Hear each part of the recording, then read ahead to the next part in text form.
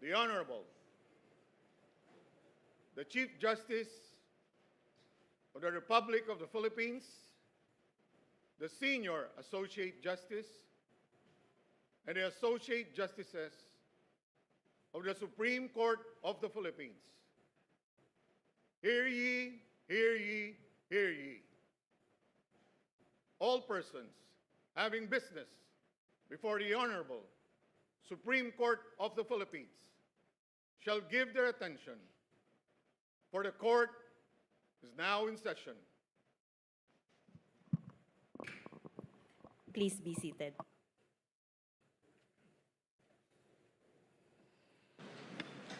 Madam Clerk of Court, please call the cases before us. Good morning, Your Honors. Scheduled for today's oral arguments are the consolidated petitions in GR number 271059, Representative Edsel C. Lagman et al. Versus the Congress of the Philippines et al. GR number 271347, Aquilino Coco Pimentel III and Pantaleon Bebot Alvarez versus Lucas P. Bersamin in his capacity as Executive Secretary et al. GR number E-02472, Filipinos for Peace, Justice, and Progress Movement Incorporated, or FPJPM, as represented by its President and Chairperson, Joseph Cadsawan, and Chapter Officer, Gloria Puzon, versus House of Representatives et al., and GR number E-04036, Edgar Erice and Laila de Lima versus the Senate of the Philippines et al. Thank you, Your Honor. Appearances, please. For petitioners, Lagman et al., Attorney Lorenzo Artañaga, and Attorney Barameda.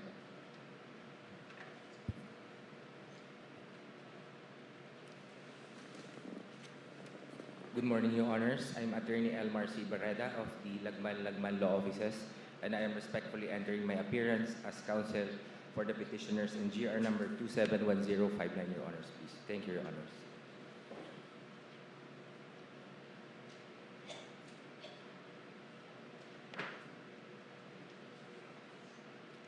Good morning, Your Honor. Jericho Salenga appearing as counsel for petitioners Aquilino Coco Pimentel III and Pantaleon Bebot Alvarez. Good morning.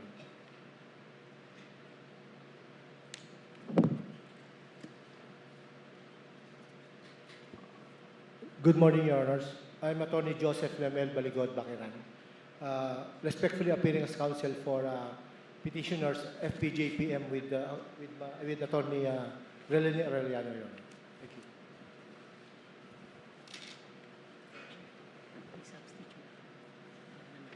Good morning, Your Honors. Attorney Relene Arellano for petitioner FPJPM. We filed the manifestation. We request to file. Chief Justice Alexander Esmundo, Senior Associate Justice Marvic MVF Leon, and Honorable Associate Justices of the Supreme Court, good morning. I'm Attorney Vopetro Angie Peña, counsel for petitioners Edgar Erice and Laila de Lima.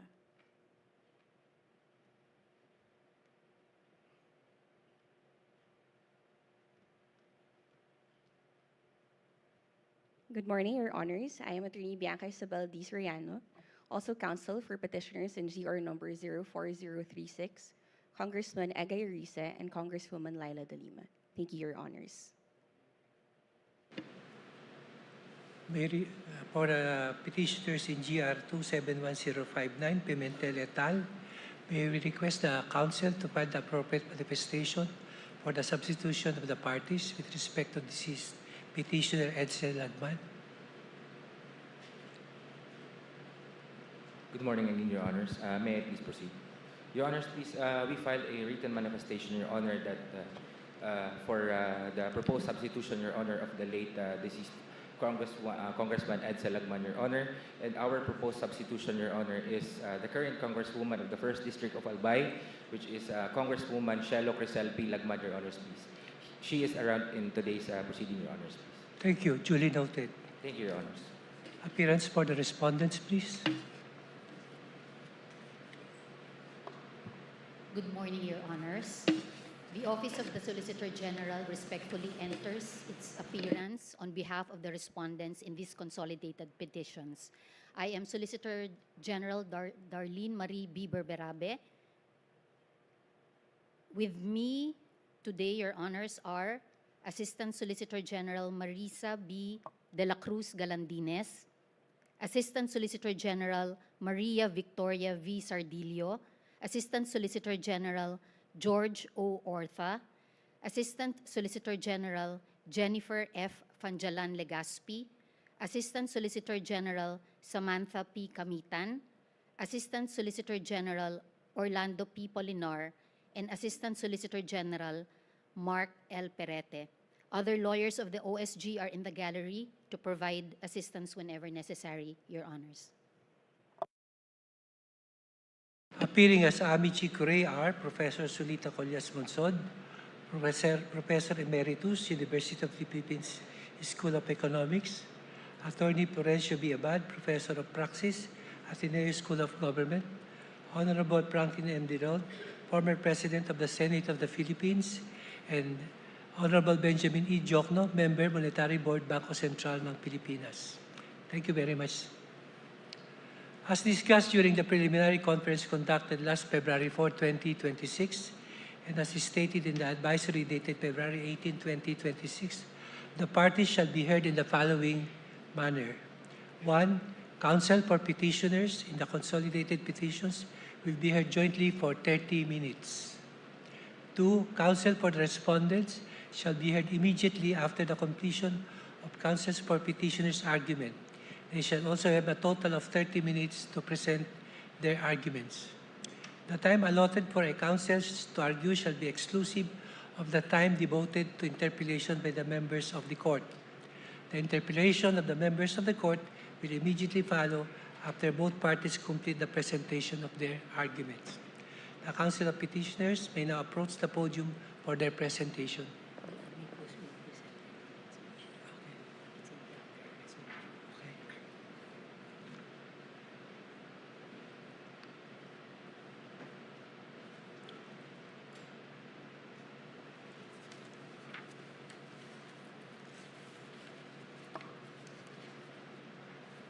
The Honorable Chief Justice, Senior Associate Justice, and the Associate Justices of the Supreme Court, good day. I'm Attorney Vopetro Angie Peña. I will be addressing the procedural issue and 4 substantive issues, namely whether unprogrammed appropriations violate Section 22, Article 7, requiring the budget to have sources of financing, whether unprogrammed appropriations are rider provisions, and whether unprogrammed appropriations violate the separation of powers and affect an undue delegation of legislative power. On the sole procedural issue, petitioners respectfully submit that a temporary restraining order must issue enjoining the implementation of Section 43 of RA 12314 or the General Appropriations Act of 2026. Petitioners possess a clear and unmistakable right as citizen taxpayers to ensure that public funds are appropriated and disbursed strictly in accordance with the Constitution. Your Honors, the unprogrammed appropriations create a contingent pool of funds that circumvents the constitutional design of the Constitution and appropriations. It also violates the separation of powers and affects an undue delegation of legislative power. By conditioning release of funds on future events, Congress cedes to the executive the authority to determine when unprogrammed appropriations take effect. This is impermissible post-enactment discretion as prescribed in Belgica versus Ochoa, and it also a clear violation of the separation of powers as affirmed in Arroyo versus Aquino. When fiscal measures erode constitutional boundaries, judicial intervention is imperative. This court in Belgica enjoined the release of PDAF funds to to prevent unconstitutional disbursement. This court as well in Pimentel issued a TRO against the transfer of PhilHealth funds and the implementation of constitutional rider in Special Provision 1D under unprogrammed appropriations.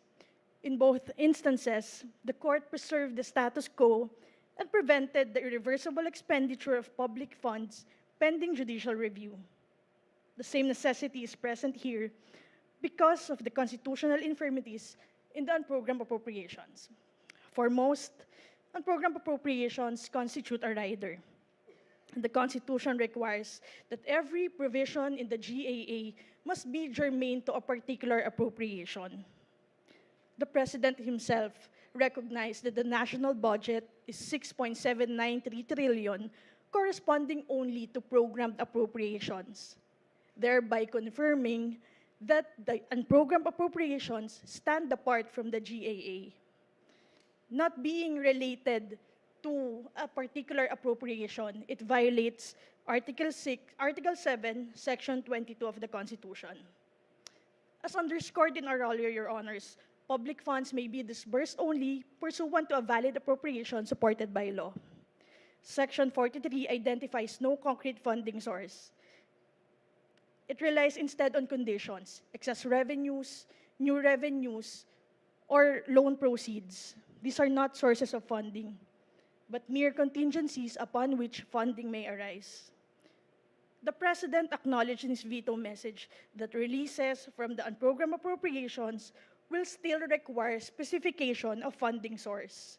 This confirms that at the time of enactment, there is no funding base for the revised AFP modernization program, the program for risk management, and the support to foreign-assisted projects.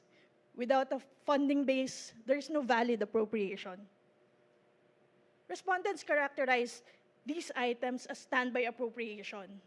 But, Your Honors, the Constitution has only one mechanism for contingent spending: special appropriations, wherein Congress itself determines at a proper time whether additional expenditures are warranted. The structure of the UA also violates the non-delegation doctrine. Here, the power to determine when unprogrammed appropriations take effect is left entirely to the executive. The executive thus decides not only how to implement the law, but also when it takes effect. The President acknowledged the availability of supplemental appropriations, yet allowed the unprogrammed appropriations to stand. Your Honors, constitutional compliance cannot yield to convenience, practice, or concurrence between political branches. The injury is also actual and imminent. The provision authorizes the release of funds at any time, exposing public funds to immediate unconstitutional disbursement. Once released, they are permanently spent, causing grave and irreparable injury. This honorable court must declare unprogrammed appropriations as unconstitutional to reaffirm that only Congress wields the power of the purse, that appropriations rest on ascertainable funding, and that all public spending must be done within the strict bounds the Constitution commands.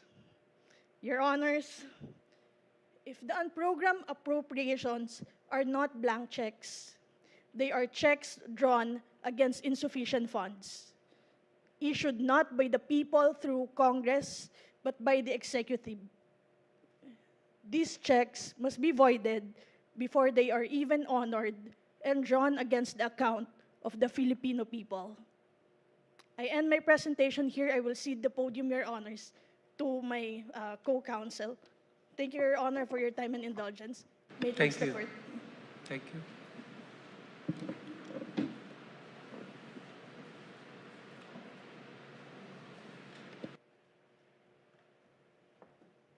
I have a presentation, Your Honor, just a short one.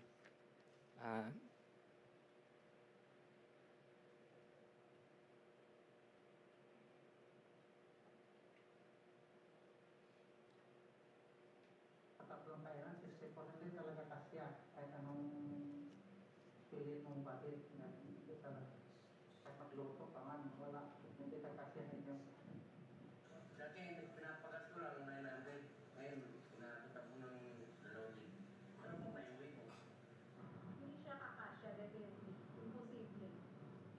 All in all, average family income of low-income families is about 25 to 30,000 a month. Even at that level, we're discovering that that's not enough to cover food, education expenses, health expenses for a family of 5.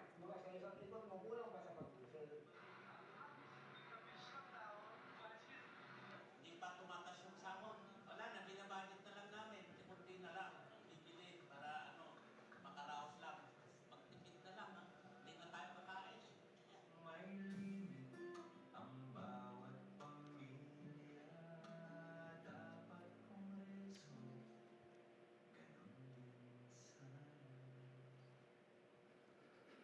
Notice, when we use colloquially budget, it means negative.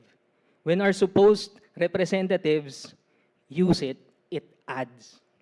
And at whose expense? I asked the court to picture an ordinary Filipino family at their kitchen table. At night, a father places his day's wages on the table, and a mother opens a worn notebook to carefully divide what little they have: rice, tuition, medicine, transportation. Every peso is assigned. Every choice has a consequence. For that family, the budget is a hard limit, not predicted. When money runs out, spending stops.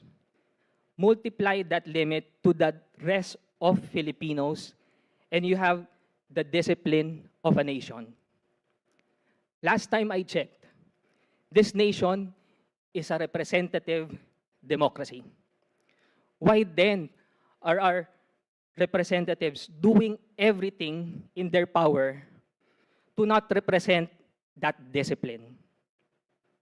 In the Republic Act number 11975, the 2024 General Appropriations Act, that discipline was set aside. Instead of a fixed and accountable budget, what was created is a system where spending may expand, shift, and be triggered after the law has already been enacted, without the full safeguards required by the Constitution. At the core of this case are three questions. First, whether unprogrammed appropriations violate Section 25(4) of Article 6.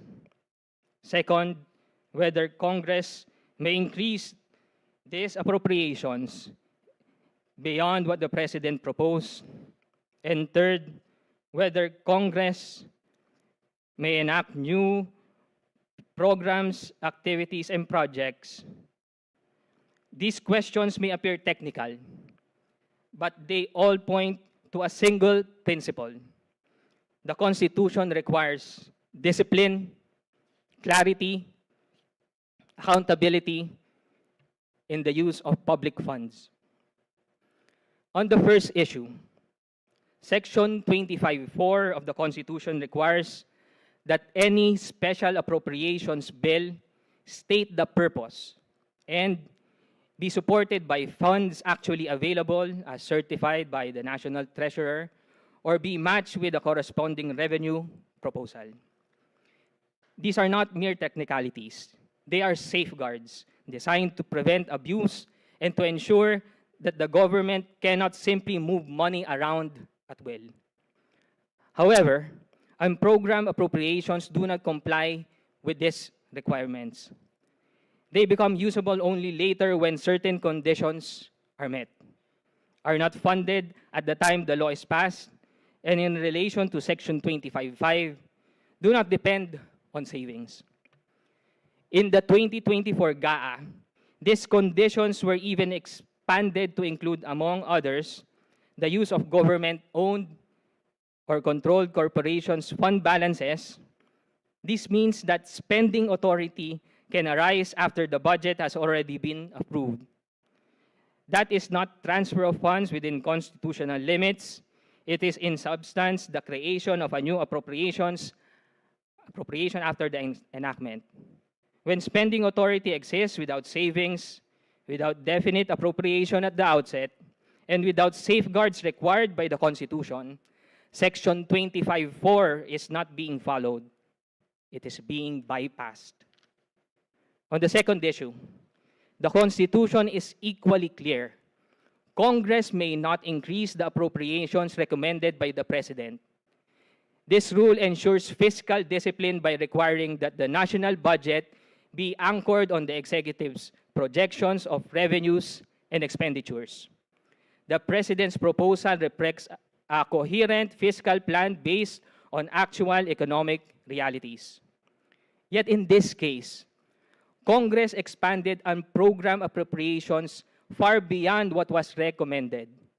What was originally limited to 8 purposes was enacted to 51 purposes, transforming a narrow standby mechanism into a broad and flexible source of spending authority. Even if the total figures may appear similar at first glance, the Constitution is not concerned only with arithmetic totals, but with the power those figures represent. By expanding the purposes, the triggers, and the flexibility of these appropriations, Congress effectively increased the government's authority to spend. This is a functional increase, one that achieves indirectly what the Constitution expressly prohibits directly. If this is allowed, the prohibition in Section 25(1) becomes meaningless, as Congress could always bypass it simply by labeling appropriations as conditional rather than actual. On the third issue, the reclassification of programs, activities, and projects between programmed and unprogrammed appropriations further undermines constitutional safeguards. A programmed appropriation is funded, definite, and ready for implementation, while an unprogrammed appropriation is contingent and uncertain. Allowing movement between these categories changes the natures of the appropriation itself. A project that was certain becomes uncertain, and one that was conditional may later be treated as funded, all without passing a new law. This is not merely an administrative adjustment. It is, in effect, a rewriting of the budget after it has already been approved. Such mechanism defeats the requirement of specificity, weakens accountability by deferring decisions to post-enactment processes, and blurs the separation of powers by shifting fiscal decision-making away from Congress at the time of legislation. Ultimately, what emerges from these mechanisms is a system that the Constitution does not recognize. A shadow budget that is contingent, expandable, and dependent on discretion after enactment. Public funds belong to the people, and their use must be governed by clear constitutional limits, not by shifting conditions or post-enactment authority. If an ordinary Filipino family must live within its limits, then our representatives must live within the Constitution. Thank you, Your Honors. Thank you.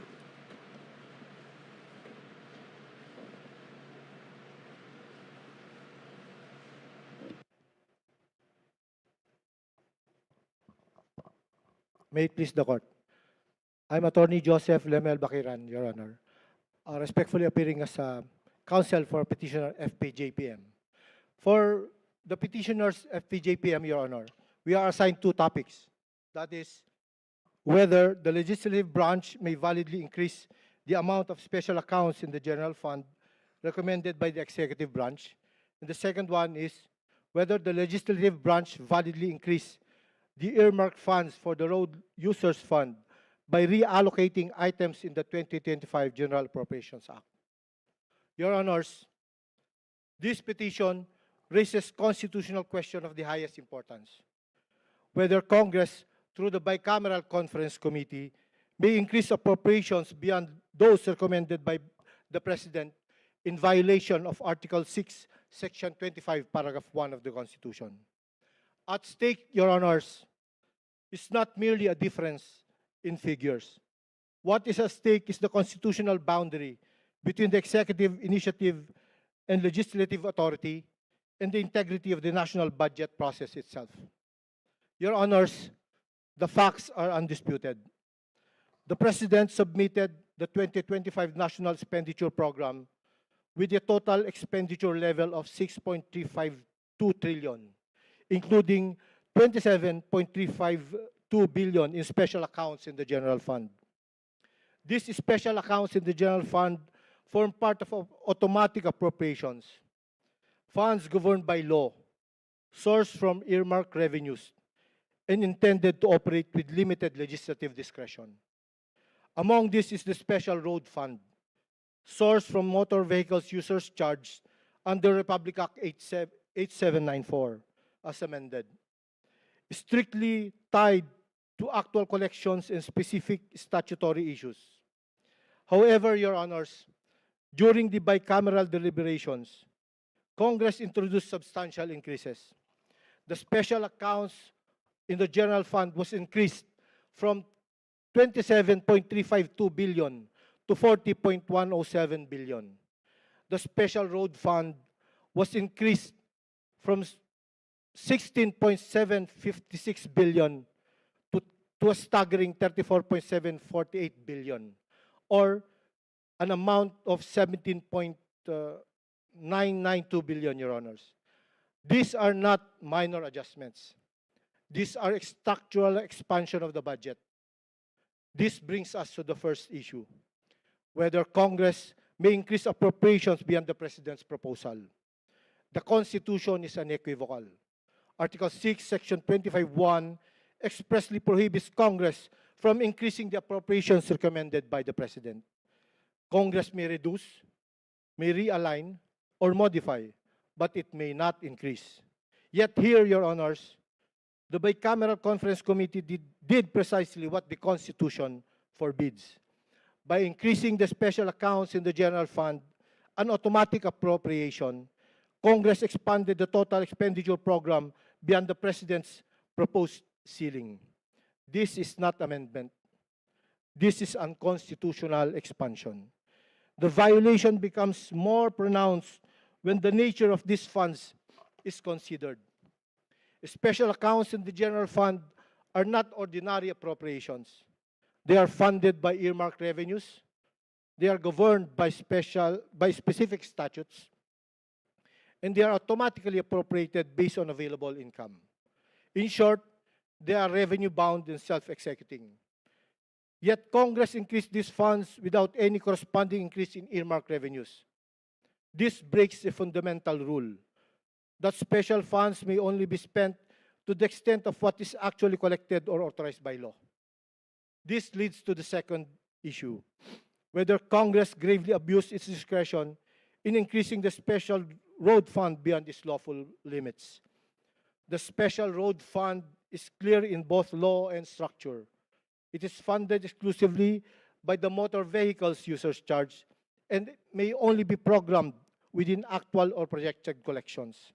But here, Your Honors, the additional 17.992 billion did not come from the motor vehicle users' collections. It came from pooled funds and general budgetary sources. Your Honors, this is constitutionally untenable. Because once a fund is detached from its earmarked source, it ceases to be a special fund. It becomes an unauthorized appropriation, merely labeled as one. Taken together, these acts reveal a clear pattern of unconstitutional overreach. First, by increasing appropriations beyond the President's proposal. And second, by detaching special funds from the statutory revenue sources. Both produce the same result, an unauthorized expansion of the national budget. Your Honors, this case is not about policy. It is not about whether these expenditures are beneficial. It is about whether constitutional limits still bind the political branches. And if these actions are allowed to stand, Your Honors, then the prohibition in Article 6, Section 25(1) becomes illusory. The bicameral conference committee would effectively acquire the power not merely to reconcile, but rewrite the national budget. And the constitutional balance between the executive and legislative branches would be fundamentally altered. In closing, Your Honors, the Constitution entrusts this most honorable court with the duty to enforce the limits of power, especially in matters of public spending. Because when those limits are ignored, what is placed at risk is not only fiscal discipline, but the rule of law itself. For these reasons, petitioners respectfully pray that the said provisions of the 2025 General Appropriations Act be declared unconstitutional and that the acts of the bicameral conference committee be struck down for grave abuse of discretion. Thank you, Your Honors. Thank you.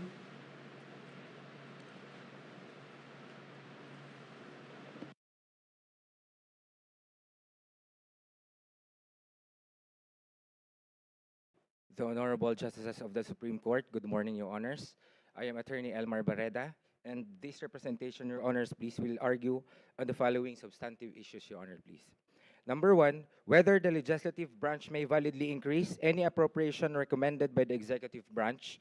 Number two, whether the legislative branch may validly move programs, activities, or projects, PAPs, from the program appropriations to unprogrammed appropriations and vice versa. Third, whether the Congress may make new PAPs not found in the National Expenditure Program. Your Honors, please let me proceed. It is argued that the legislative branch may validly increase any appropriation recommended by the executive branch, may not validly increase any appropriation recommended by the executive branch. To support these arguments, Your Honor, the law prohibiting the legislative branch from increasing any appropriation recommended by the executive branch is Section 25, subsection 1 of Article 6 of the 1987 Constitution, unequivocally stating that the Congress may not increase the appropriations recommended by the President for the operation of the government as specified in the budget. The form, content, and manner of preparation of the budget shall be prescribed by law. Section 25, subsection 1 of Article 6 of the 1987 Constitution is a limitation imposed upon the Congress not to increase the appropriations recommended by the President for the operation of the government as specified in the budget.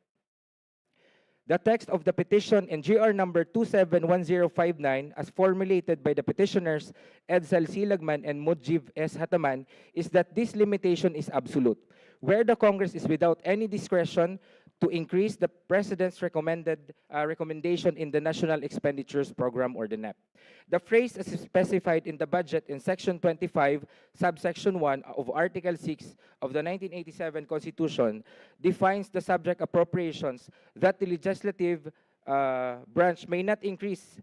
In other words, the ban on the increase applies to any kind of appropriation so long as it is specified in the budget. This point is important because the subject constitutional provision made no mention the collective words program appropriations and unprogrammed appropriations. To denote two different kinds of appropriations, one between the two, which is the unprogrammed appropriations, is the subject of the petition in GR number 271059, insofar as the excess amount from the President recommended budget in the NEP. Specifically, in GR number 271059, seeks to vanquish in the 2024 General Appropriations Act, or RA 11975, the amount of 449.5 billion, representing the excess from the amount of 289.1 billion in unprogrammed appropriations the President recommended. Notably, the excess amount of 449.5 billion in the unprogrammed appropriations is not supported by the recommendation of the President, is greater than the amount of 289.1 billion supported by the recommendation of the President. Section 25, subsection 1 of Article 6 of the 1987 Constitution should be read in conjunction with Section 22, Article 7 of the 1987 Constitution, stating that the President shall submit to the Congress within 30 days from the opening of every regular session as the basis of the General Appropriations Bill, a budget of expenditures and sources of financing, including receipts from all existing and proposed revenue measures. Clear in the Constitution, Your Honors, please, that the General Appropriations Bill must be based on the budget of expenditures submitted by the President to the Congress. In other words, the President's National Expenditures Program is the legal foundation of the Congress General Appropriations Bill. Thus, appropriations beyond or outside what the President recommended is without basis as required under Section 22, Article 7 of the 1987 Constitution. Clearly, in GR number 271059, the excess amount of 449.5 billion in the unprogrammed appropriations is without constitutional basis, not being covered by the President's recommendations, capped only at 289.1 billion. Thus, as prayed for by the petitioners Edsel C. Lagman and Mujib S. Hataman in their petition, the challenge excess of 449.5 billion should be nullified in the 2024 General Appropriations Act.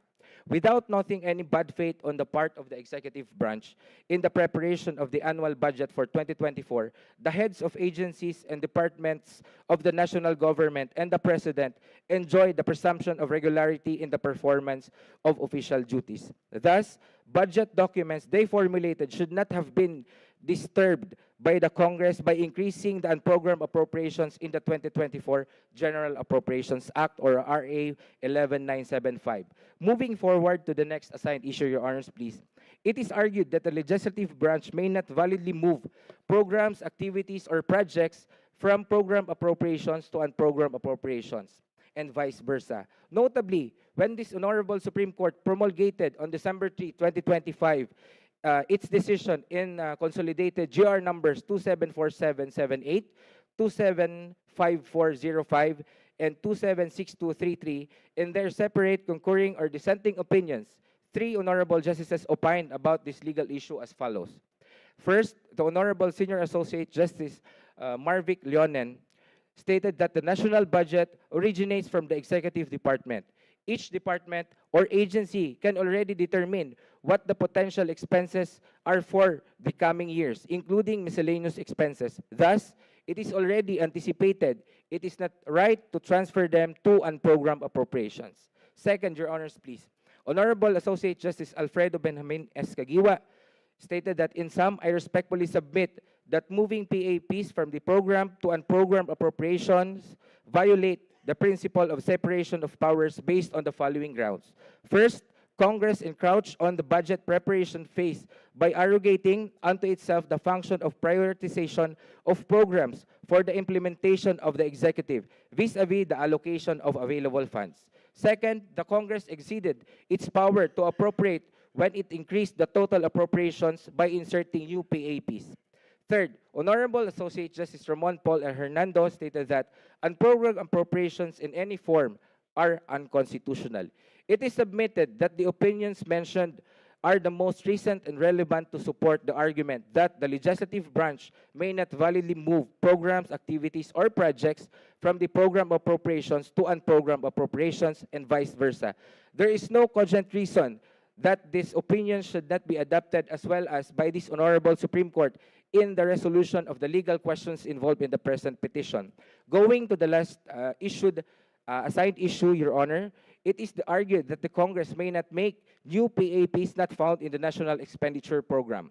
If the Congress may not increase any appropriations recommended by the executive branch, as the same will have no basis pursuant to Section 25, subsection paragraph 1 of Article 6, in conjunction with Section 22, Article 7 of the 1987 Constitution, as earlier argued. Logically, the Congress may also not make new programs, activities, or projects not found in the National Expenditure Programs, because the same will also no legal basis under the same constitutional provision. Likewise, as opined by the Honorable Associate Justice Alfredo Benjamin S. Caguiwa, Congress exceeded its power to appropriate when it increased the total appropriations by inserting new PAPs. In doing so, the Congress committed grave abuse of discretion amounting to lack or amounting to lack or excess of jurisdiction, justifying once again the need for this Honorable Supreme Court to exercise its expanded power of judicial review, the worst instance of grave abuse of discretion is a blatant violation of the 1987 Constitution, Your Honors. In closing, Your Honors, please, it is most respectfully implored of this Honorable Supreme Court to grant the petition of Edsel C. Lagman and Mujib S. Hataman to nullify by declaring unconstitutional the excess of 449.5 billion in unprogrammed appropriations in the 2024 General Appropriations Act, or RA 11975, in GR number 271059. Thank you very much, Your Honors, please. Thank you. The Solicitor General may proceed to the podium for her presentation.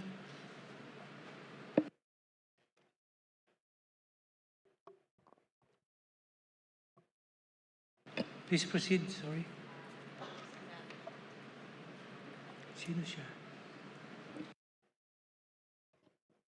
May it please the Honorable Court, once again, Your Honors, good day. I am Bianca Isabel D. Soriano, appearing for petitioners Curiae and Laguna. On issue number 2E, whether the legislative branch may validly create new programs, activities, or projects or PAPs not found in the National Expenditure Program or the NEP, petitioners for GR number 04036 is of the affirmative position, but within its defined constitutional limits. Your Honors, this case is not about expanding nor diminishing the Congress's power of the purse. It is about preserving that power within its constitutional design. As early as the 1994 case of Phil Consa versus Enriquez, this Honorable Court held that while the President may propose the budget, the final say on appropriations in the matter is lodged in Congress. Thus, the legislative branch is not confined in the NEP.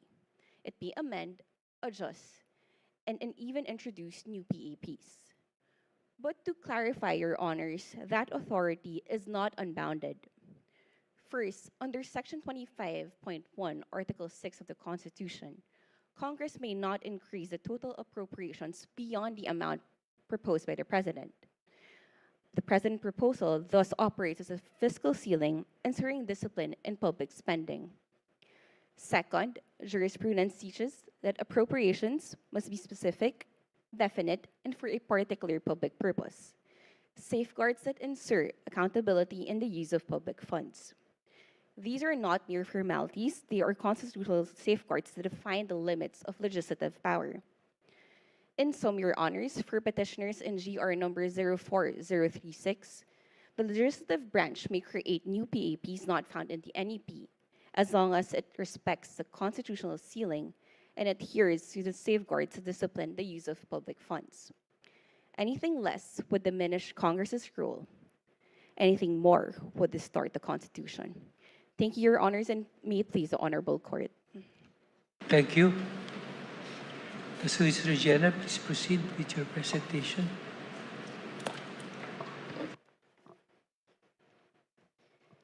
Chief Justices Mundo, Senior Associate Justice Leonen, Associate Justices of the Supreme Court and Bank. I am Solicitor General Darlene Marie B. Berberabe, and with me are the Assistant Solicitors General and Solicitors. Ano ang akma at makatarungang budget? Kung tatanungin ang magsasaka, manggagawa, guro, ang isang ina, marahil ito ang sagot.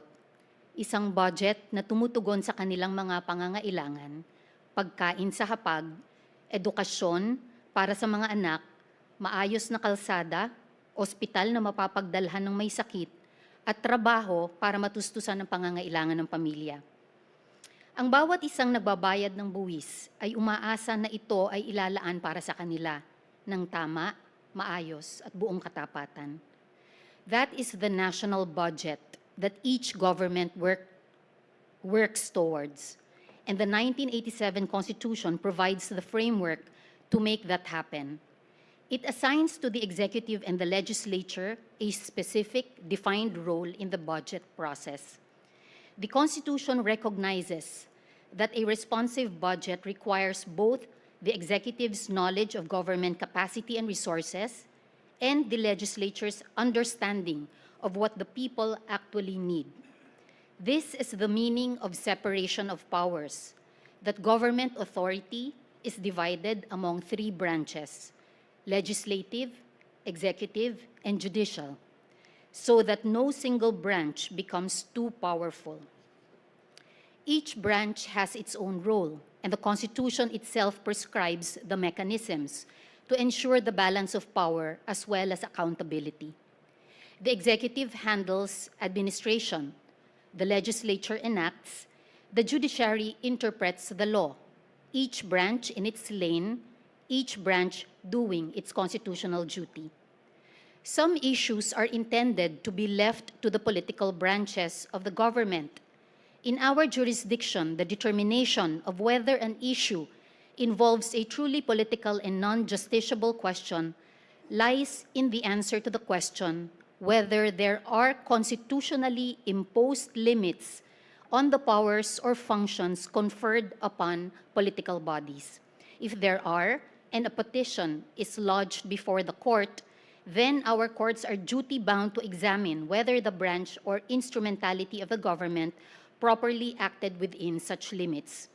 This is what we hope to thresh out today, whether in passing the General Appropriations Act of 2024, 2025, and 2026, the executive and legislative exercise their power within the limits imposed by the Constitution.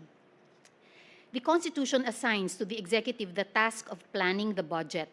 Under Article 7, Section 22, the President must submit to Congress a budget of expenditures and sources of financing. This is a plan prepared by the executive, a plan grounded in what the government can realistically accomplish and what the country can afford. The President, through the DBM and the economic managers of government, is best positioned to know the condition of public finances, the capacity of implementing agencies, and more importantly, the realistic projections for revenue. The President's proposed budget is based on that knowledge. The Constitution assigns Congress the task of deliberating on behalf of the people. Senators and representatives are elected to represent their constituents' needs. They are in the best position to know what roads are required and where they must be built, what hospitals are lacking, which communities need classrooms.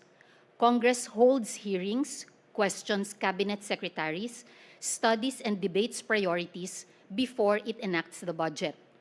Congress is constitutionally given the power of the purse. The Constitution assigns this honorable court the task of determining, when properly petitioned, whether Congress and the executive have exercised the power that the Constitution has assigned to each. In exercising this power, the court does not pass upon the wisdom, necessity, or policy choices made by the legislature in enacting the GAA. These are matters within the exclusive domain of Congress. Rather, the court's review is narrowly confined to questions of constitutionality, of whether the constitutional limits have been breached.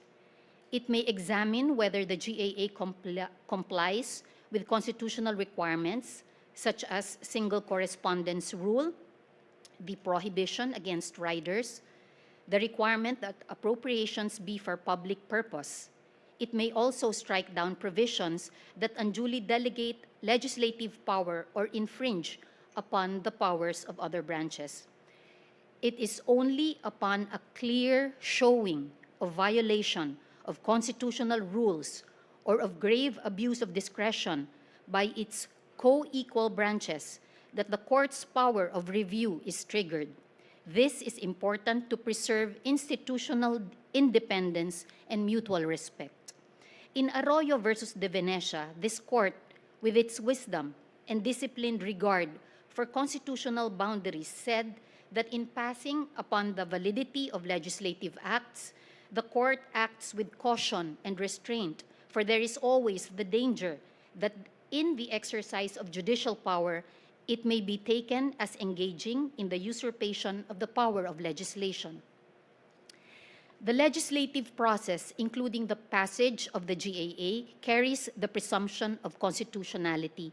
The enrolled and authenticated bill signed by the presiding officers of both houses is evidence of its due enactment. According to Arroyo, in the absence of evidence to the contrary, the court will respect the certification of the presiding officers of both houses that a bill has been duly passed. Kagalang-galang na mga mahistrado, pahintulutan po ninyong mailahad ko ang kaibuturan ng usapin ngayon. Ano ba itong unprogrammed appropriations? Ito ba ay lumalabag sa konstitusyon? May nilabag ba sa konstitusyon ang dalawang sangay ng gobyerno nang ipinasa ang GAA ng 2024, 2025, 2026? Ipinagbabawal ba ng saligang batas ang paghahanda ng listahan ng mga programa na ang pagkukunan ng pondo ay kakaiba sa pondong pagkukunan ng mga programang may prioridad? In their simple form, these are the questions raised against the constitutionality of unprogrammed appropriations. Before addressing the constitutional questions directly, allow me to explain what unprogrammed appropriations actually are. Petitioners' characterizations of them as blank checks and shadow budgets are politically agitating, however, they are incorrect. Let me use an analogy. Kapag nagpaplano ang isang pamilya ng kanilang budget, sila ay nagkikwenta kung magkano ang pondo ng pamilya, magkano ang kinikita ni nanay, ni tatay, at lahat ng pagkukunan ng pera ng buong mag-anak. Pagkatapos, maglilista, ano-ano ba ang pagkakagastahan? Bahay, pagkain, pamasahe. Pagkatapos nito ay ililista rin magkano ang bawat isang pagkakagastusan. So may dalawang kategorya sa budget ng pamilya. Una, ang mga pangunahing pangangailangan ay dapat mapaglaanan ng pera. Ang pagkain, upa sa bahay, tuition fee, kuryente, pamasahe. Pipiliin ng magulang kung alin ang kinakailangan para mairaos ang disenteng pamumuhay araw-araw. Subalit, maganda rin sana na may mailaan para sa pagpapagawa ng bubong, makabili ng laptop, makapasyal sa park, makabili ng motorsiklo. Ito ang pangalawang kategorya. Ito ay mga kailangan din para mas umangat ang kalidad ng buhay. Magandang maisama na rin sa plano dahil pwede naman magtinda ng lutong bahay pandagdag kita o kaya naman may bonus na matatanggap sa trabaho si nanay o magkaumento sa sahod si tatay. Kahalintulad nito ang programmed at unprogrammed appropriations. Ang programmed ay ang prioridad na pagkakagastusan. May kabangga itong pagkukunan ng pera na mas tiyak at nakaplano ng darating. Samantalang ang unprogrammed ay yung mahalaga ring mapaglaanan ng pera dahil sa ikabubuti rin naman ito ng pamilya, pero ang pagkukunan ng pera ay hindi pa tiyak, pero may basihan. In every Filipino household and in every budget, there are needs that must be met no matter what. There are also aspirational needs, which, while important to improve the quality of life, can only be met if and when money becomes available. The government, like every Filipino family, plans for both. Your Honors, unprogrammed appropriations are the government's aspirational priorities, programs which are also needed and ready for implementation, but whose funding depends on specific fiscal events that may or may not occur. Their funding sources, as determined by Congress, consist of first, non-tax revenue collections that exceed government targets. Second, new revenue collections from new tax or non-tax sources. Or third, proceeds from approved loans for foreign-assisted projects. The purposes for which unprogrammed appropriations are passed are not secret. They are legislated and publicly available. If none of the triggering events happens, not a single centavo may be released. Before any peso can move, a fiscal condition must be met. The Bureau of Treasury must certify it. The DBM must issue an allotment, and the implementing agency must submit a special budget request. Only then may DBM issue a special allotment release order. These are specific steps that the executive branch takes in order to comply with the clear targets set by the legislature. The unprogrammed appropriations are neither a blank check nor unconditional. They are among the most conditioned and controlled spending authorizations in the entire government system. Unprogrammed appropriations give the government fiscal flexibility. They ensure that a windfall does not go undeployed while public needs go unmet, without requiring anew a full deliberative cycle of a special appropriations bill which duplicates effort and takes time to pass. Since the 1987 Constitution, across administrations, from President Cory Aquino in 1989 to Presidents Ramos, Estrada, Arroyo, Aquino, Duterte, and now President Marcos, unprogrammed appropriations have been a standard and relied upon feature of the national budget year after year. This long history manifests consistent, contemporaneous constitutional construction by the court's co-equal branches, which should not be taken lightly. As this court aptly stated in KMU versus Aquino, a parameter of judicial review is determining who can read the Constitution. Interpreting its text has never been within the exclusive power or province of the courts. Other branches of government are equally able to provide their own interpretation of the provisions of our organic law, especially on the powers conferred by the Constitution and those delegated by Congress. More importantly, the constitutionality of unprogrammed appropriations has already been ruled upon by the Honorable Court.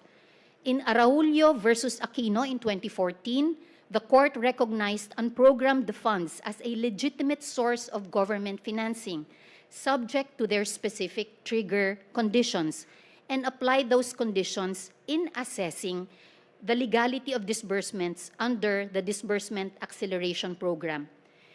And in Belgica versus Executive Secretary in 2019, the court ruled explicitly and categorically the appropriation for the unprogrammed fund is constitutional.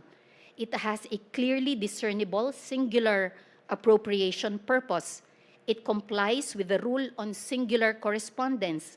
It is not a prohibited lump sum fund. It does not constitute an unconstitutional post-enactment legislative intrusion. The petitioners asked this court to overrule Belgica 2019, but they have not presented a single compelling reason, whether factual or doctrinal, in support of their challenge.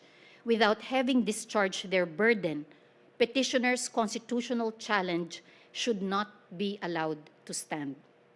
Mr. Chief Justice, honorable members of the court, allow me at this point to directly address some constitutional questions as identified by the court's advisory. First, do unprogrammed appropriations violate Section 22, Article 7 of the Constitution? The answer is no. Article 7, Section 22 requires the President to submit a budget of expenditures and sources of financing, including receipts from existing and proposed revenue measures. The President did precisely that. The Erice petition argues that the sources must be actually existing at the time of the submission of the proposed budget by the President and when the GAA is enacted. But Section 22 does not require this. What it requires is for the budget to be based on existing and proposed revenue measures, meaning the revenue sources must be identifiable and real, not speculative. A budget based on revenue programs is fully consistent with Section 22's mandate. Second, do unprogrammed appropriations violate Section 25 for Article 6? The answer is no. By its express terms, Section 25, Number 4, Article 6 of the 1987 Constitution merely applies to special appropriations bill, not to general appropriations bills. It requires that a special appropriations bill be accompanied either by 1, a certification of availability of funds issued by the National Treasurer, or 2, a corresponding revenue proposal where funding is not yet available. Unprogrammed appropriations, however, form part of the GAB. Accordingly, Section 25, Number 4, Article 6 of the 1987 Constitution does not govern their inclusion in the GAA. Third, are unprogrammed appropriations rider provisions that violate Section 25, Number 2, Article 6? Again, the answer is no. Unprogrammed appropriations are not foreign to the GAA's purpose. Belhica 2019 already held that they have a clearly discernible singular appropriation purpose. A provision that has a discernible appropriation purpose cannot simultaneously be a rider lacking germane purpose.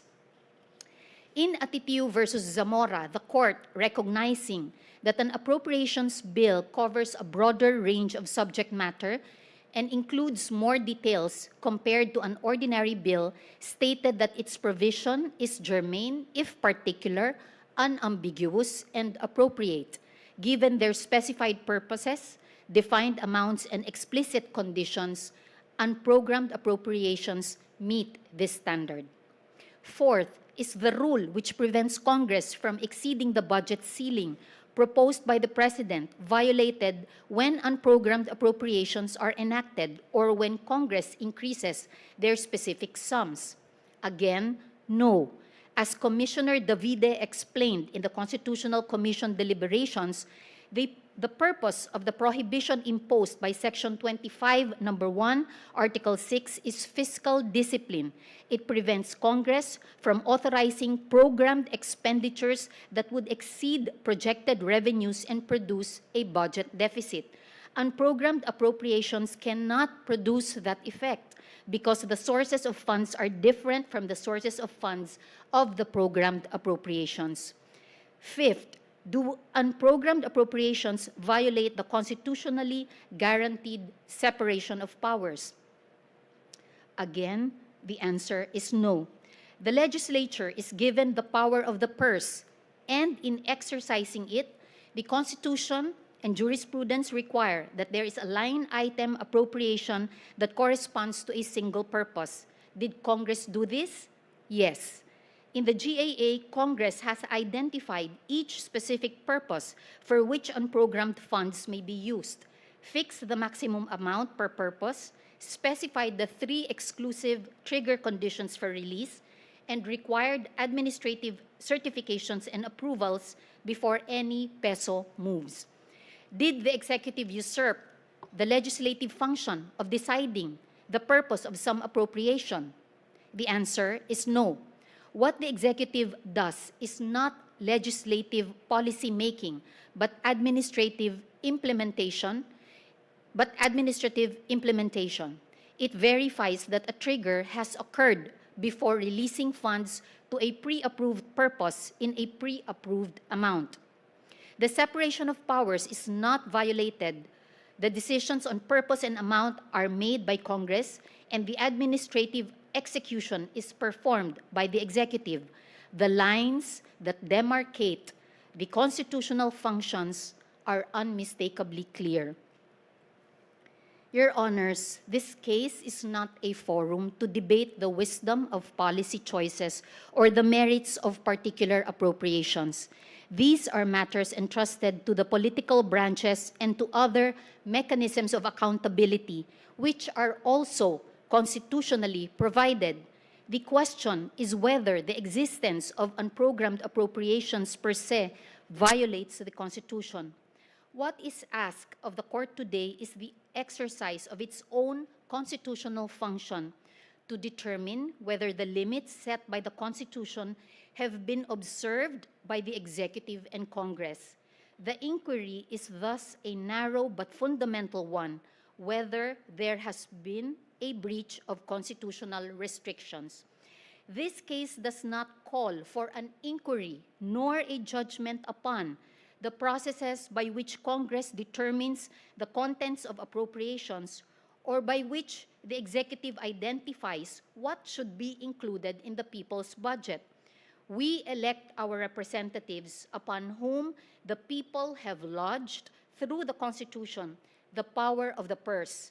we elect the President in whom the people, through the Constitution, entrusts the administration of the budget. Are there governance challenges? Are there better uses of funds? Could certain appropriations be lesser and others more? Does the existence of unprogrammed appropriations make the budget vulnerable to abuse? These questions are not for this honorable court to answer nor to solve. The Constitution entrusts power to the political branches with the expectation of responsibility, not infallibility. Where the mechanism is not prohibited, the answer to potential abuse is not its elimination, but the continued vigilance of the people, whose judgment, expressed through public opinion and ultimately the ballot, remains the highest check in a constitutional democracy. Aside from the power of the ballot, the power of legislative oversight, the power of the Commission on Audit, the power of the Ombudsman, the freedom of speech behind civil society scrutiny are crucial tools under our Constitution to hold the political branches accountable for how they exercise the budget power. The Honorable Court, with its wisdom and authority, can discern the lines drawn by the Constitution with precision, hold each branch to it, and do so with judicious restraint. Your Honors, the Constitution assigned the President the power and duty to propose a budget grounded in fiscal reality. The President did that and followed what was constitutionally required. The Constitution assigned Congress the power and duty to deliberate on that budget on behalf of the people. Congress followed what was constitutionally required. Respect for the separation of powers demands the utmost wisdom of this honorable court. The invalidation of an entire legislative mechanism should not be done unless the petitioners have shown a clear and irreconcilable conflict with the Constitution. It is our position that they have not. Tungkulin ng kapitapitagan at kataas-taasang hukuman ito na bantayan ang mga linyang itinakda ng konstitusyon. Sa ganang amin, sa paghahandang tugunan ang mga pangangailangan ng sambayanan gamit ang unprogrammed appropriations, isinaalang-alang ng ehekutibo at lehislatura ang mga linyang ito, sapagkat ang pagmamay-ari ng kaban ng bayan ay nasa sambayanan. Maraming salamat at magandang umaga po. Thank you, Solicitor General. May we call Professor Solita Collias Monsod as Amicus to make her presentation.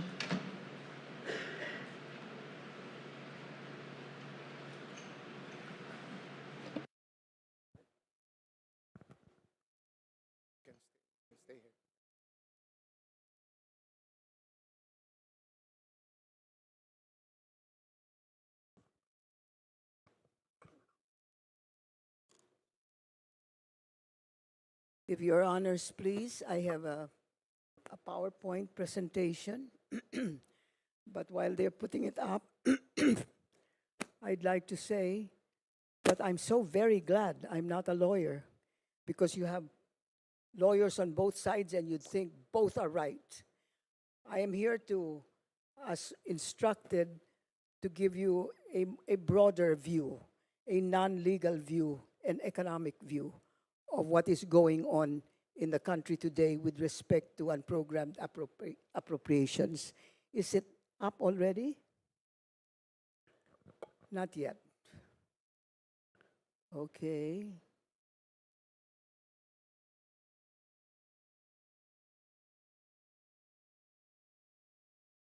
Okay. Sandali lang, ito pa.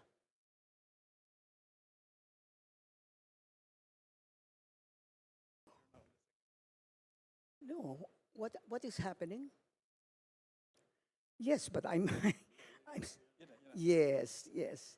The presentation is called ABCD, about the budget, corruption, and development. At the heart of this matter, as far as I am concerned, Your Honors, is the abuse of legislative and executive power for private gain, in other words, corruption, occurring during the budgetary process. Such abuse amounts to a large opportunity costs that cannot but impinge on our ability to obtain the development objectives of the country as expressed in the Philippine Development Plan 2328. What power is being abused? Well, it's the power of the purse. This abuse has been perpetrated in the form of the pork barrel. For the executive, it is the power to choose which programs, projects, activities are to be funded first. It is also the power to release or withhold funds. One of the major dimensions of public budgeting has been planning for economic development through economic growth. A development plan provides a vision, but the budget provides the operational framework. And it goes without saying, but I'll say it anyway, that if the budget fails, the plan fails. And the country pays for it. Then we have the Philippine Development Plan 23-2028, and there are objectives, etc., with results matrices all over the place, about 500 indicators, but there are 11 major indicators. And 3 of those are directly connected with the budget.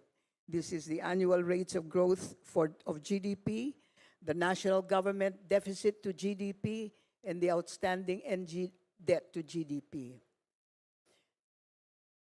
As we all know, the National Expenditure Program is based on a set of macroeconomic assumptions on GDP growth rate, inflation, interest rates, exchange rates, etc., which are in turn based on projections, forecasts of the Development Budget Coordinating Committee, the economic managers. And the NEP is anchored on the Philippine Development Plan. Well, what happened? Well, on November 13, 2013, this honorable court dealt a mortal blow to the pork barrel. We thought it was dead. Policymakers then were faced with 2 choices. They could, 1, institutionalize necessary reforms to public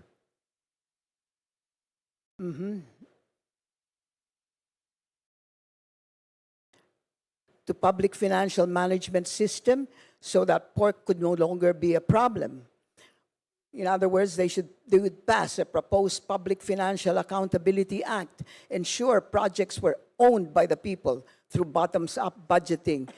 Or they could devise a new form of pork. That was the low road. They took the low road. Okay.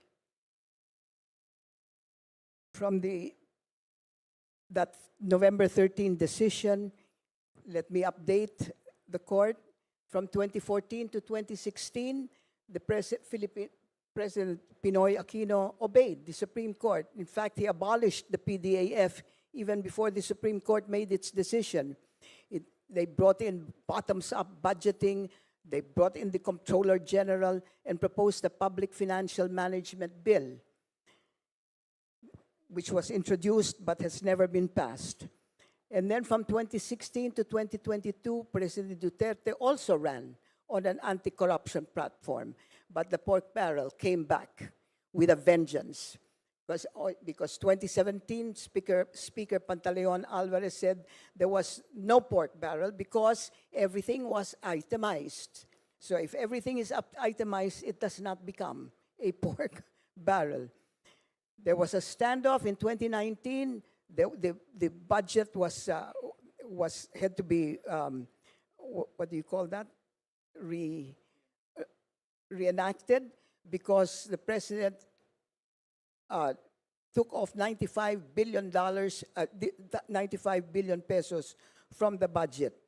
He did it, but in 2020, the Congress recalled the 2020 budget because they wanted to put the 95 billion pesos back in. And that is the time when the contractors became part of the scene. From 2022, a more sophisticated system has come into place where the pork barrel has become a part of the budget preparation embedded in the national expenditure program, where there would be no need to make insertions. The so-called baseline balanced management formula, or BBM, was adopted by the DPWH. The entire DPWH infrastructure budget became a pork barrel.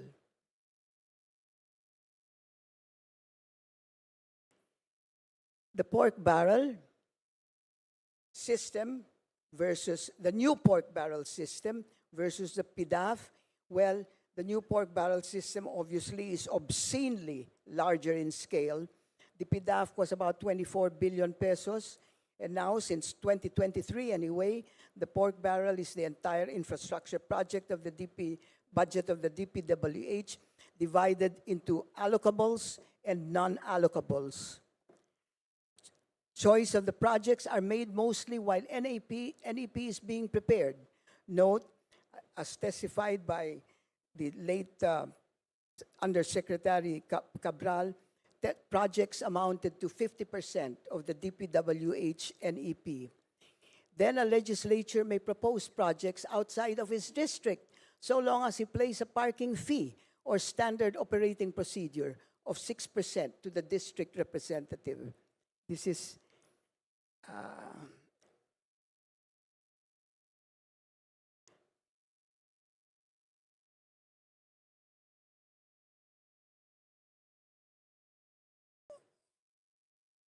and finally, here comes the unprogrammed appropriations. The unprogrammed appropriations was chosen as the place to hide the lump sum appropriations. There was the SAGIP and the BIP. The SAGIP is the Strengthening Assistance for Government Infrastructure and Social Programs, and there was something called the BIP. In other words, the unprogrammed appropriations became the repository of these BICAM assertions. And this is where we talk about obscenely large. This is where this graph shows unprogrammed funds appropriations approved, and the approved unprogrammed funds have exceeded proposed unprogrammed funds. Notice in this graph, if your honors please, you will notice that the dark blue line shows where the unprogrammed and the NEP and the GAA were the same as far as unprogrammed and appropriations are concerned. But in 2022, they started growing. And if you'll see that high point there, that's where unprogrammed appropriations started. Wow. They went up to 800 billion pesos, which is more than the budget department appropriations. And notice that the dark blue and the light blue bars is where the general appropriations exceeded the national expenditure program. Anyway, you could see the ballooning of the unprogrammed appropriations. Now, so these unprogrammed appropriations need financing. Serendipitously, it was also starting in 2021 when the budget for expenditures and sources of financing showed unprecedented. It never happened before. But the budget of expenditures and sources of financing showed these excesses of actual revenues over projected revenues. It had never happened before, but it started happening in 2021, 22, 23, and 24, if you will look at those graphs. So, and of course, serendipitously, it happened in the 2024 unprogrammed appropriations there was an additional provision that said that apart from excess and new revenues, loans for foreign assisted projects, the fund balances of the government-owned or controlled corporations from any remainder resulting from the review and reduction of the reserve funds. Anyway, this provision was put in 24, and it was taken out for the 24-25 budget because I think the Supreme Court did something. Whatever you did something good. Okay. All right. So, what are the direct consequences? We're talking about to the economy and to the fiscal picture. The direct consequences of the unprogrammed appropriations, first, they dilute congressional control over public spending in the following ways. And this comes from the study made by the Congressional Programming and Budgeting Policy Research Department, the think tank of Congress. So it says it weakens budget transparency through legislative scrutiny. It increases, in other words, the legislature cannot scrutinize because this SAGIP, which amounted about 300 billion in 2024, is essentially a lump sum. It increases the risk to discretionary allocation. Why? Because the president, the executive, decides which one goes out first and which ones should be held up for later release or something. It blurs this institutional accountability. It undermines fiscal discipline and debt sustainability. It weakens the link to development planning. When items are removed from the programmed appropriations to the unprogrammed appropriations and vice versa, it completely removes the prioritization of the fiscal in the fiscal scene. This is what the CPBRD said. UA, unprogrammed appropriations, originally conceived as a limited standby mechanism to provide fiscal flexibility in the face of uncertainty. However, the rapid expansion in recent years, coupled with weak itemization, conditional funding triggers, post-enactment executive discretion, has transformed them into a budgetary instrument with significant implications for transparency, accountability, and fiscal discipline. Now, the way I read it, that means, it's terrible for good governance. Higher than planned spending, especially when funded through borrowings, could lead to larger annual budget deficits. This resulted partly in the failure of the government to meet its targets for reducing the budget deficit and the deficit to GDP ratio. Let me show you exactly what the effect of these unprogrammed appropriations have been to our budget deficits. Some of our targets. What is the status? For example, in the growth of GDP, that is number one in economic growth target. The actual growth targets versus the growth targets versus the actual. Your orange lines are the actual, and the blue lines are the target. That first graph shows that the growth targets have not been met. In fact, they're going down instead of going up for the years 23, 24, and 25. And then the NG, deficit to GDP ratio. The NG, notice that the actual deficits are much larger than what was programmed, what was put down by the DBCC. In spite of the fact that DBCC started retargeting, those broken lines are the retargeted targets. Notice that still the budget deficits have grown so much between 2023 and 2025. That has to do with the pork barrel. Well, unprogrammed appropriations is only one way of having a pork barrel. There's the pork barrel that is in the NEP, and then, of course, the BICAM and the unprogrammed appropriations. And finally, the outstanding debt stock to GDP ratio. Again, the targets were always to reduce that GDP debt stock to debt stock to GDP ratio. Notice that the orange line is going up. The blue lines are the target, and the broken lines are the retargeted. So, in other words, this is what has happened to some of our targets in the PDP, and these are directly attributable to the pork barrel.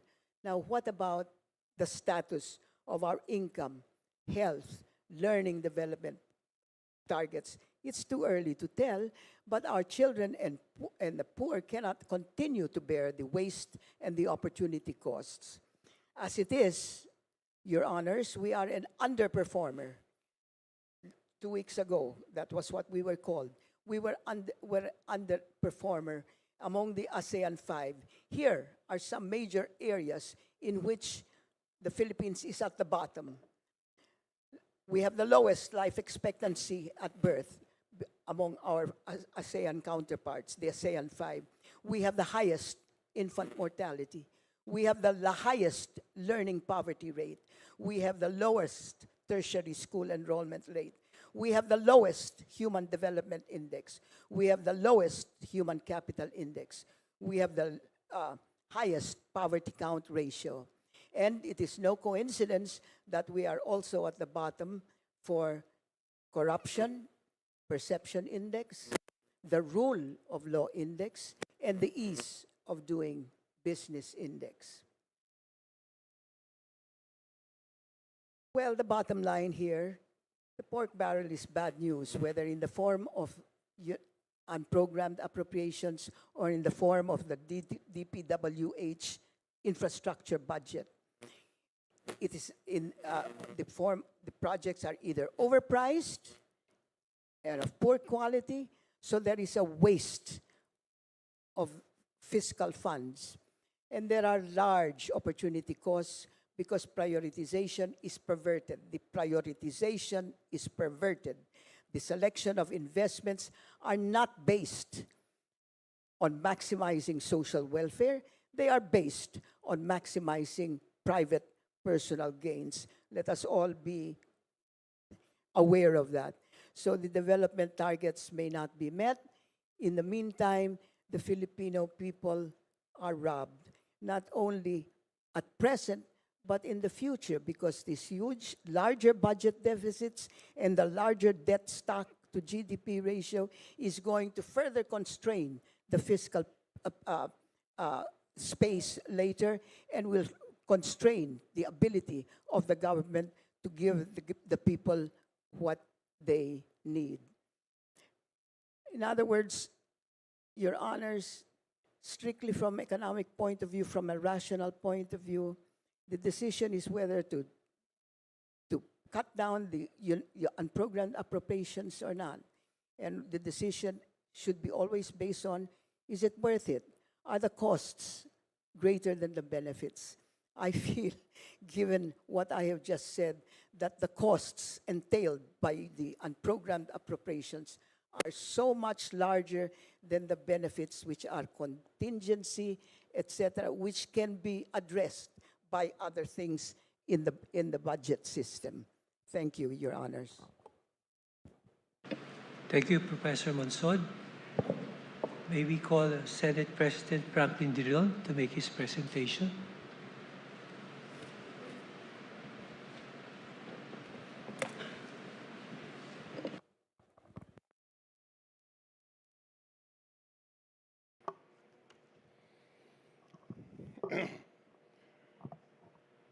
May it please the Honorable Court.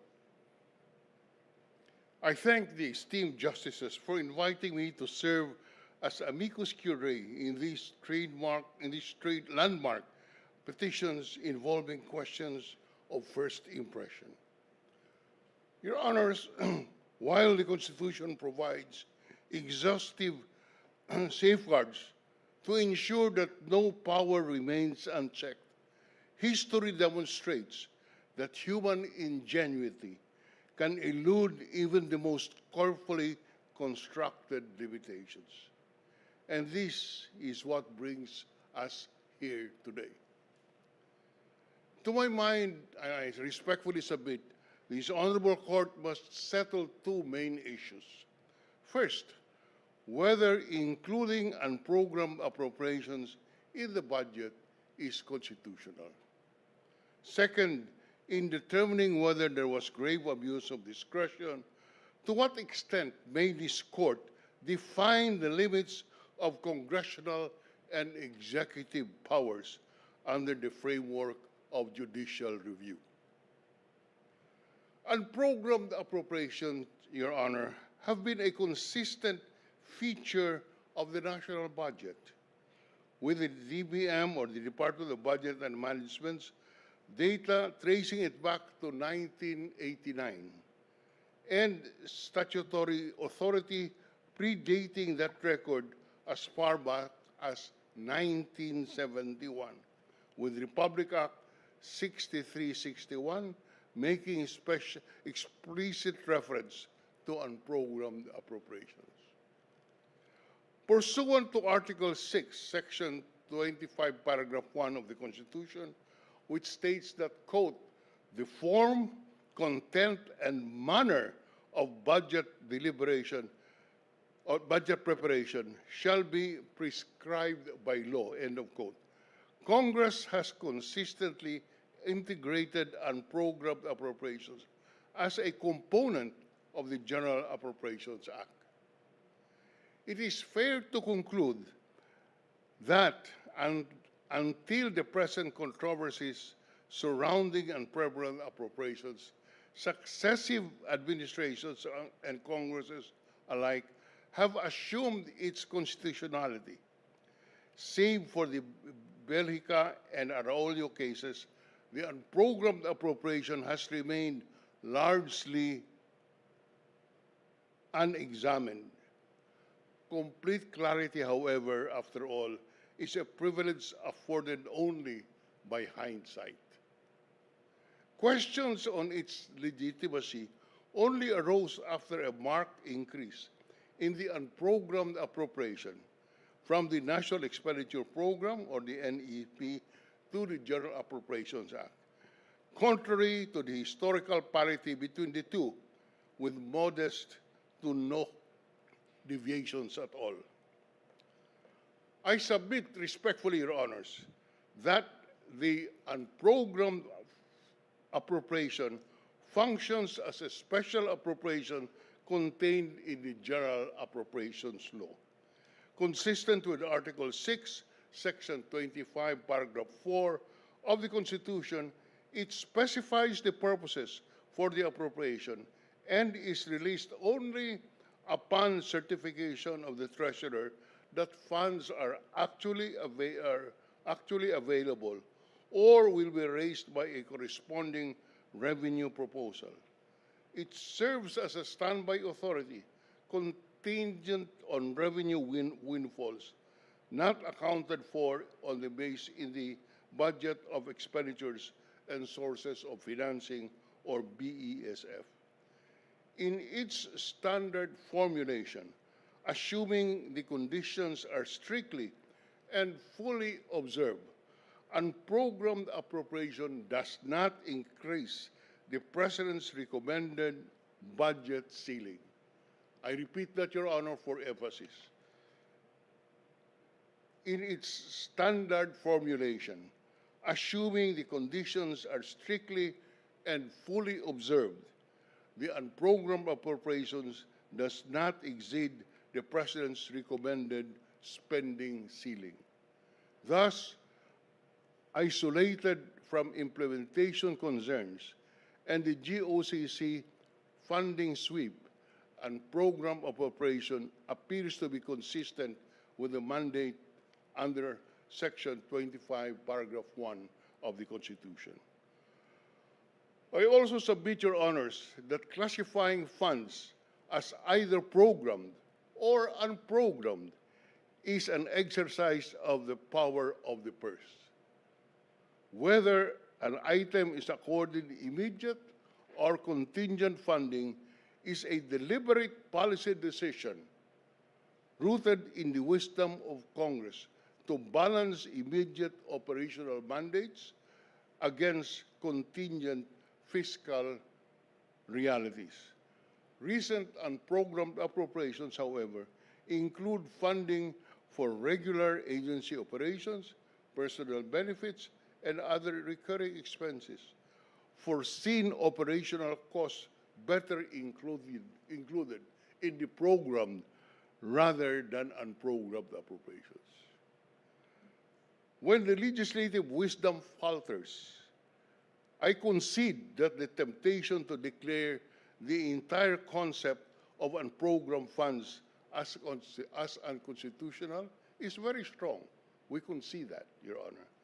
I humbly submit, however, that the decision to no longer include unprogrammed funds as a component of the annual budget or to strictly define its nature is a matter vested in the Constitution in our political bodies, Congress and the executive branch. And I quote, "The form, content, and manner of preparation of a budget shall be prescribed by law." When the unprogrammed appropriations has been a consistent feature of the General Appropriations Act, the special provision on their release have undergone several iterations throughout the years. In the 1989 General Appropriations Act, the special provision states that, quote, "No item may be programmed until after the first quarter of 1990, when the Development Budget Coordinating Committee shall determine and certify that revenue targets of government have been met," end of quote. In the 1991 General Appropriations Act, the release of funds were conditioned on excess revenue collections over the BESF, citing Article 7, Section 22 of the Constitution. The special provision further states that no amount shall be funded out of savings generated from the programmed items in the General Appropriations Act. The current iteration, Your Honors, of the special provisions of the unprogrammed appropriations first appeared only in 2015, no longer tying the release to the general excess over BESF targets, but upon A, excess collections from any identified non-tax source.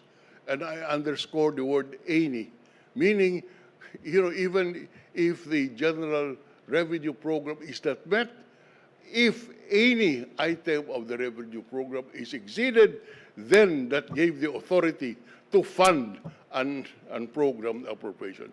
To me, that is a very wrong and malicious interpretation of this provision of law.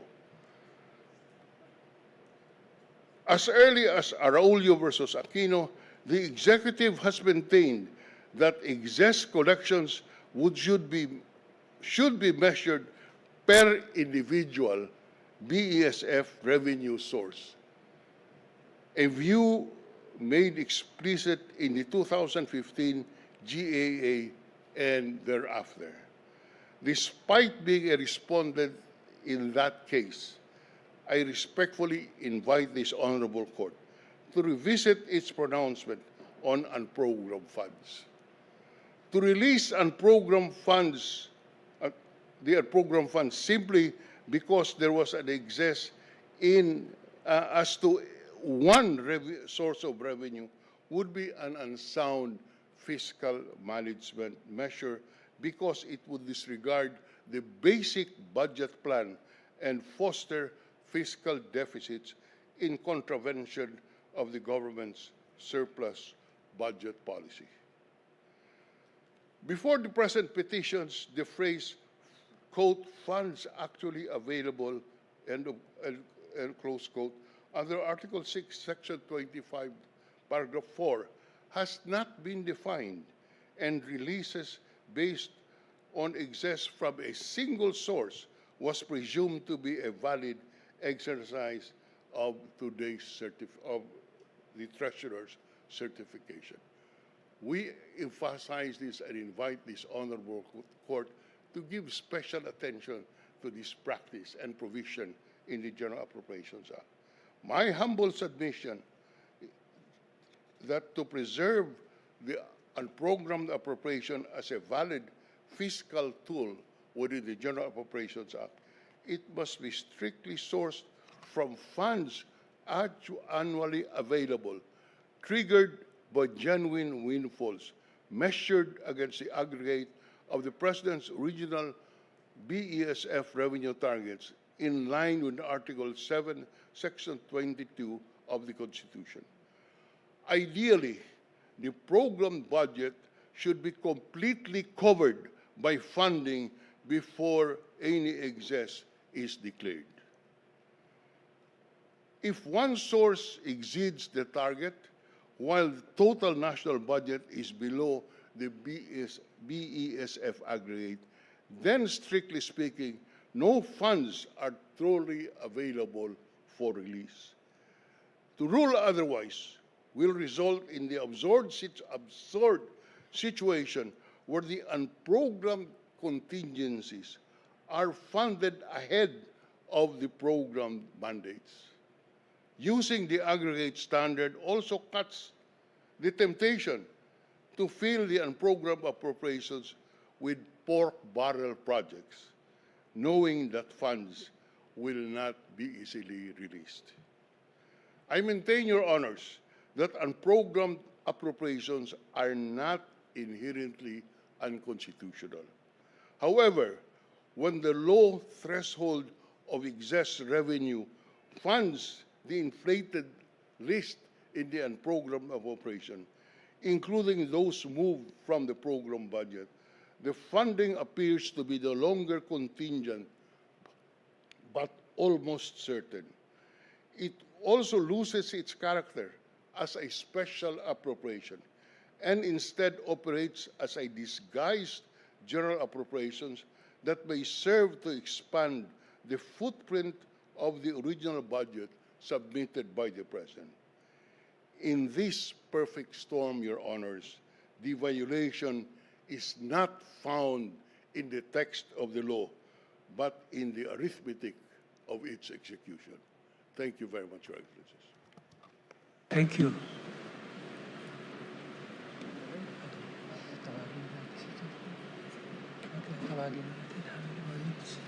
Okay. May we call Honorable Benjamin Jokno to make his presentation.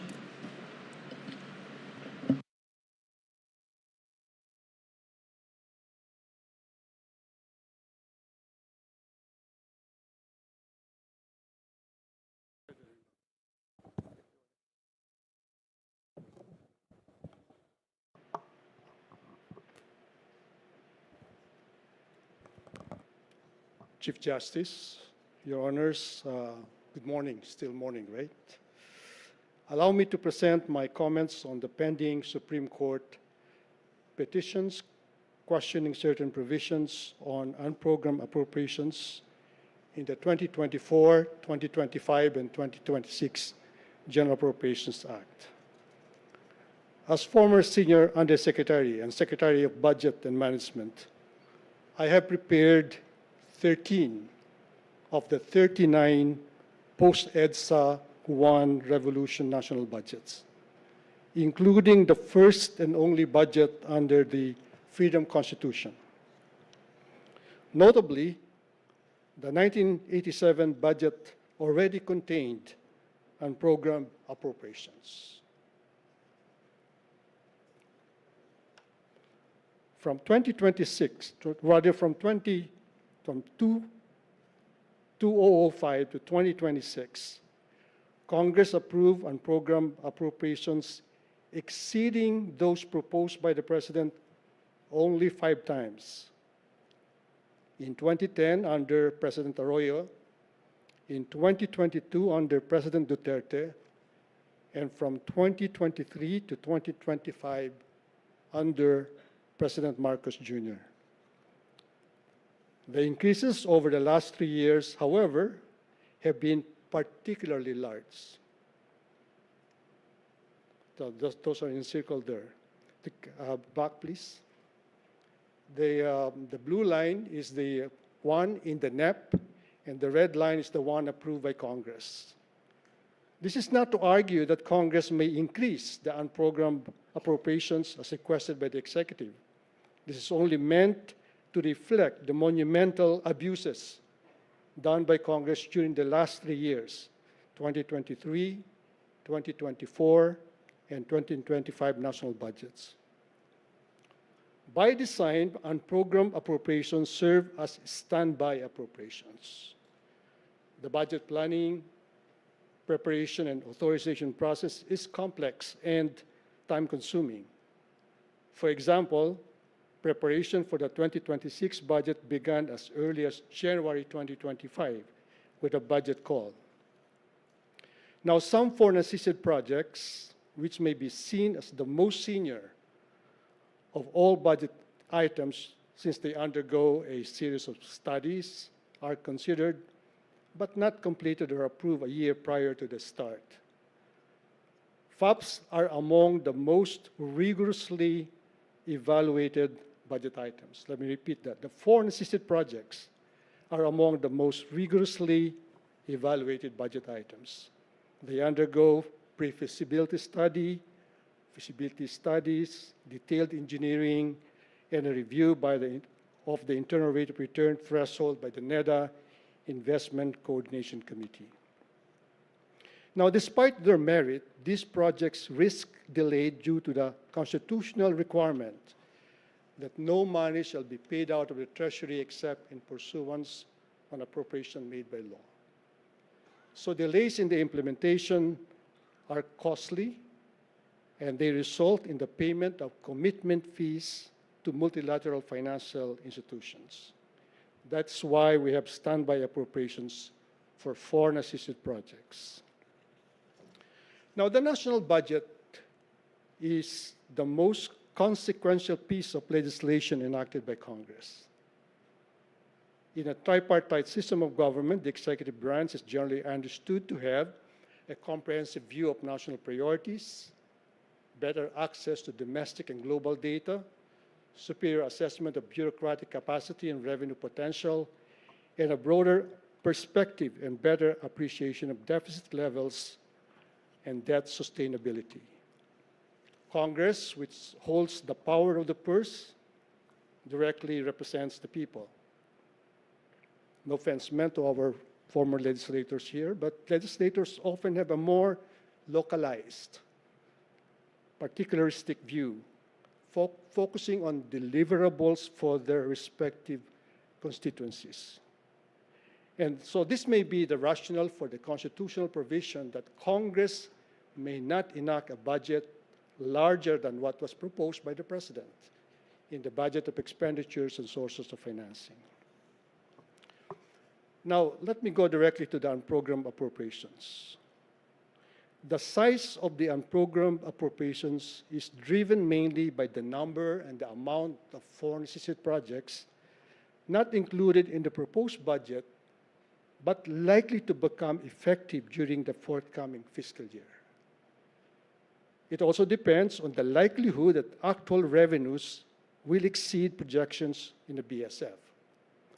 Historically, deviations between projected and actual revenues have ranged from negative, in other words, we have actually under-collected rather than over-collected, 19.2%.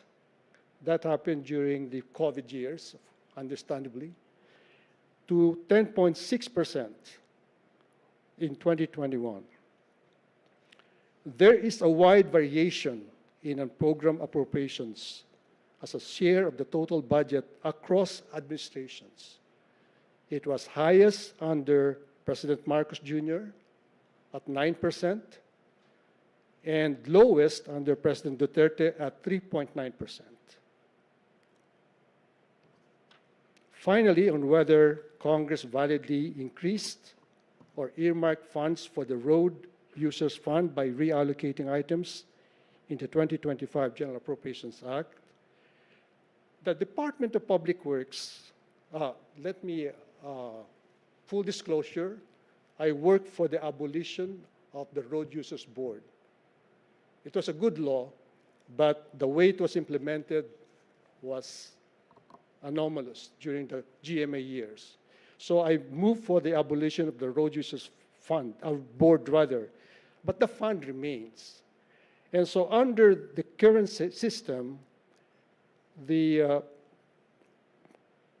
Department of Public Works and Highways alone determines the available road users fund for the fiscal year, the required expenditures for road maintenance, and that, of course, depends on a formula, the length of the existing roads, the need for maintenance every 5 years for good roads, and maybe annual for the poor roads, and of course also the operational capacity of the DPWH. This amount is incorporated by the Department of Budget and Management into the President's budget, with a commitment of the DPWH Secretary during the Cabinet meeting, approximately 1 month before the opening of Congress. That is the last Cabinet meeting to tackle the budget. The DPWH Secretary is committed to the President as to the amount of that road users fund. And this is prior to the BSF and the National Expenditure Program. Given this process, the basis for increasing allocations beyond what was proposed by the executive is unclear. And so the next table will show you the deviations. The President proposed in 2022 15.192 billion. Well, Congress reduced it. That's in accordance with the Constitution. Congress may not increase, but may decrease. In 2023, the President proposed 15.192 billion. Congress increased it to 21.231 billion, or 39% increase. 2024, the President or the DPWH Secretary, and approved by the President, asked for 15.2 billion. Congress increased it to 24.5 billion, or 61.2% increase. In 2025, 16.755 billion, that was the request of the President.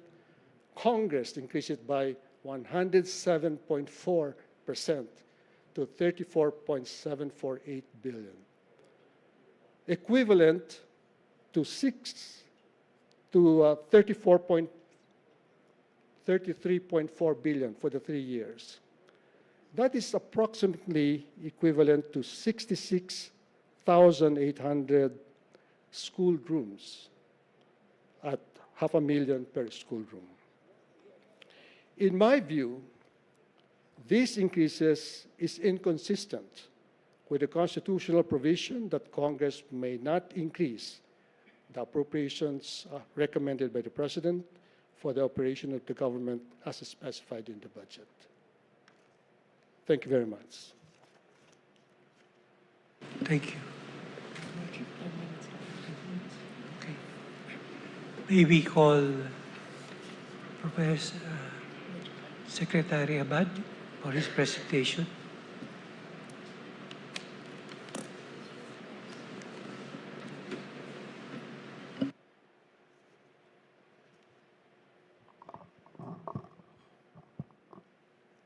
The Honorable Chief Justice, Senior Associate Justice, Associate Justices, good morning.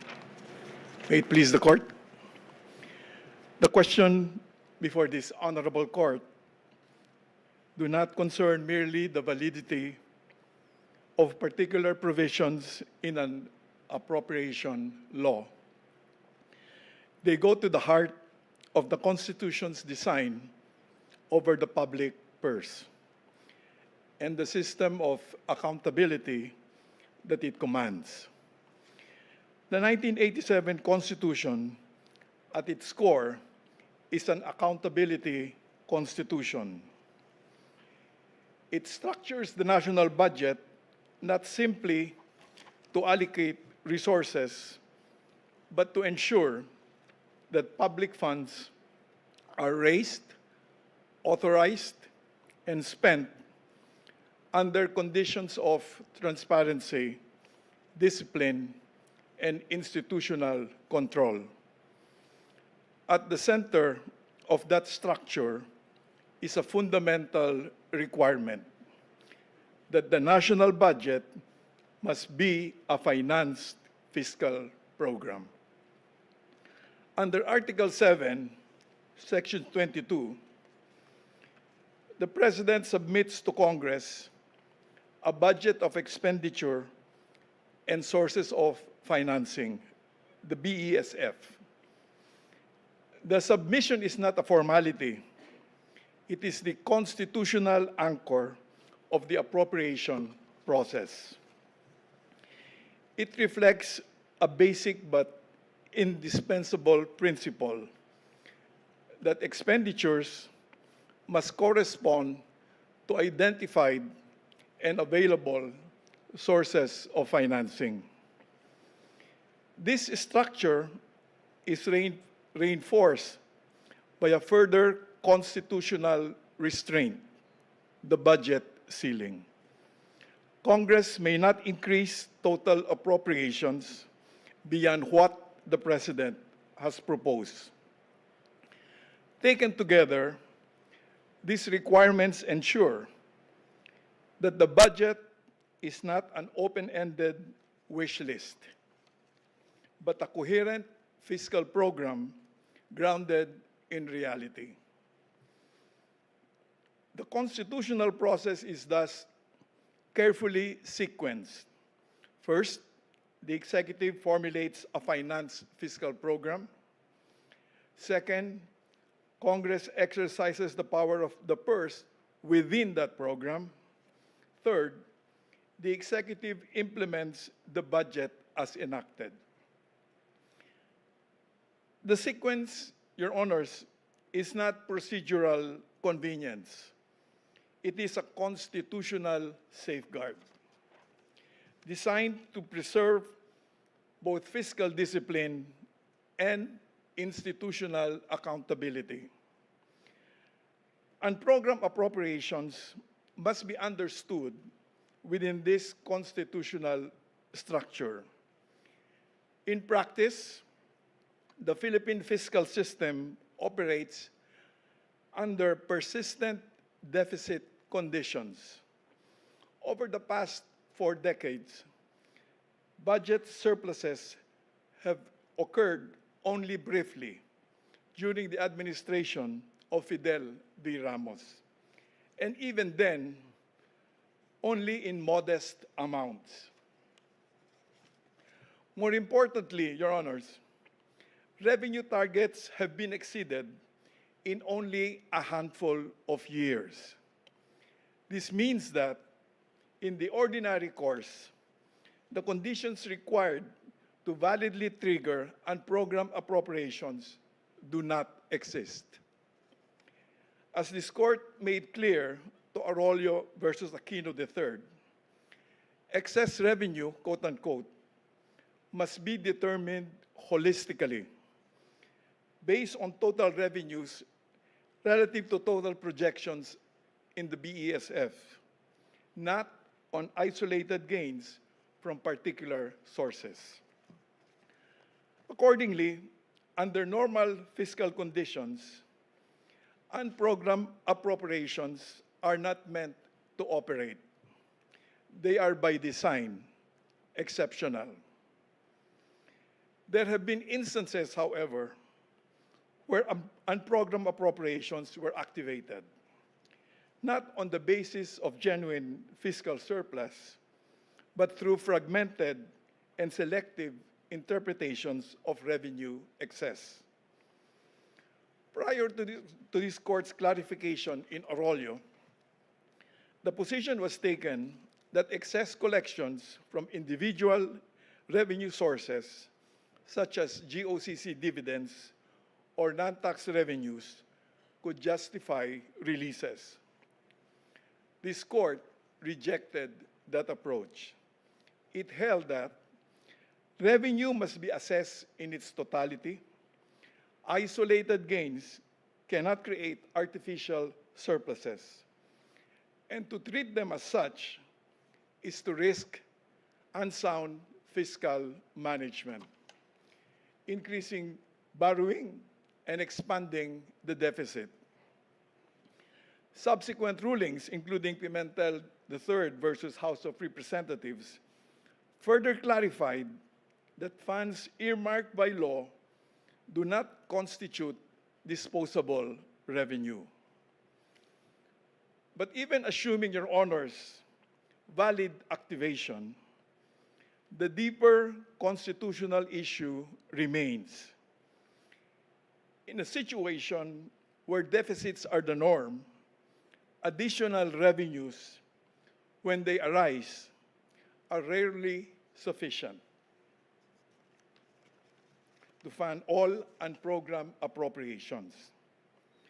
The reality forces three decisions: which appropriations will be funded, which will not, and in what amounts. These are not technical decisions. They are allocative judgments about public funds. Yet, by that stage, the appropriations law has already been enacted. These decisions, therefore, occur during budget execution and are made by the executive. In practical terms, Your Honors, the executive determines which among legislatively authorized appropriations will actually become operative expenditures. That, Your Honors, is the constitutional problem. It is not merely a matter of administration. It is a displacement of accountability. The Constitution assigns to Congress the authority to decide which public purposes receive funding and to what extent. But when funding is insufficient, that decision effectively migrates from legislation to execution. Recent practices raise an even more serious concern, Your Honors. When unprogrammed appropriations are expanded beyond fiscal limits and treated as readily activatable, they risk becoming not merely contingent spending authority, but a mechanism for circumventing constitutional restraints. In particular, they raise questions as to whether the budget ceiling itself is being observed or effectively bypassed. And when allocations depend on discretionary activation, they risk becoming opaque instruments of spending, weakening transparency and undermining the Constitution's accountability safeguards. It is sometimes argued, as was here, that unprogrammed appropriations are necessary for flexibility. But the Constitution already provides that flexibility, and does so without sacrificing accountability. Under Section 6, Article 25, Section 25, subsection 4, Congress may enact supplemental or special appropriations supported by funds actually available or by revenues to be raised. This mechanism preserves flexibility while ensuring that decisions on public spending remain within the legislative process where the Constitution places them. Your Honors, the constitutional rules governing the national budget are not mere technicalities. They are structural safeguards designed to preserve the separation of powers and ensure accountability over public funds. This court has consistently upheld these principles in Belgica versus Executive Secretary and Arroyo versus Aquino. In conclusion, the Constitution already provides a complete framework for fiscal governance. The issue before the court is not whether flexibility is desirable. It is whether that flexibility may operate outside the constitutional structure that governs the budget. The Constitution allows flexibility, but it requires that decisions on how public funds are spent remain within the legislative appropriation process and do not migrate into the execution stage of the budget. To allow otherwise is not merely to relax a rule, it is to reconfigure the allocation of power over the public purse. And that, Your Honors, is a constitutional question of the highest order. Thank you. Thank you, Secretary Abad. Considering it's 5 minutes after 12, the session is suspended to resume at 1:30.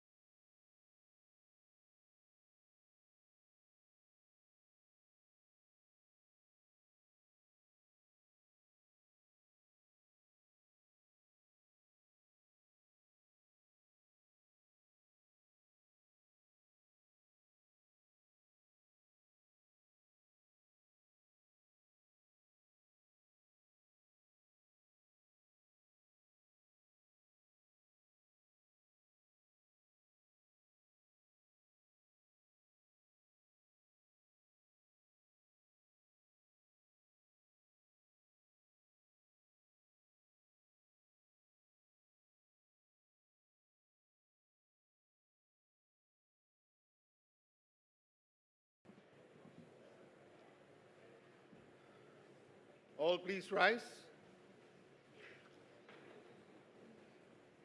The Honorable, the Chief Justice of the Republic of the Philippines, the Senior Associate Justice, and the Associate Justices of the Supreme Court of the Philippines. Hear ye, hear ye, hear ye. All persons having business before the Honorable Supreme Court of the Philippines shall give their attention, for the court is now in session. Please be seated. So we'll proceed with the interpellation by the justices. First to interpellate is Senior Associate Justice Mario Victor F. Jonen.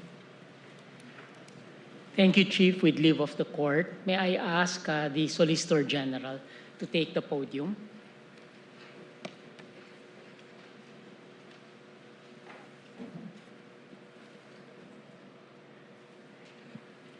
Thank you, Madam Solicitor General. I hope that you had a good lunch.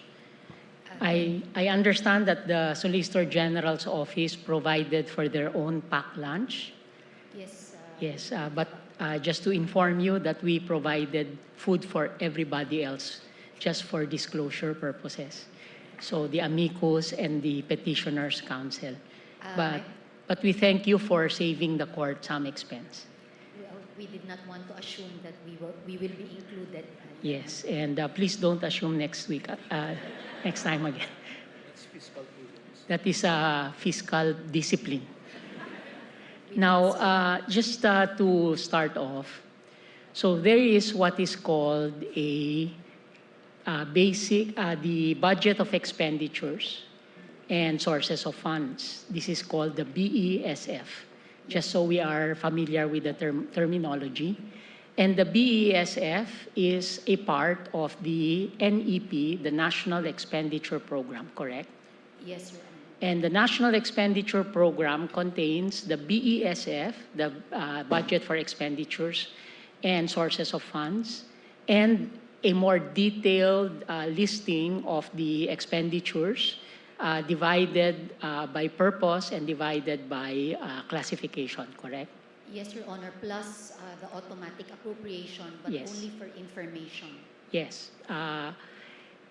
Yes, and it seems that is one of the issues that we have also for this case, that from your perspective, there are three parts. There is the program, there is the unprogrammed, and there is the automatic appropriation. But on the other end, they are classifying it only as programmed and unprogrammed. But that nonetheless, just so we are familiar with the figures. And then there is what is called a total expenditures for the program, a TEP, correct? Yes, Your Honor. And this is the total amount for the NEP that is proposed by the budget of the President, correct? Yes, Your Honor. Just so we're clear, the NEP, the National Expenditure Program, is otherwise called the President's budget, correct? Yes, Your Honor. Yes. And after the President's budget goes through the House of Representatives, the House of Representatives produce a General Appropriations Bill, or what is often referred to as the GAB, correct? Yes, Your Honor. And after that, it is given to the Senate, and in the Senate, they just call it the bill on third reading, correct?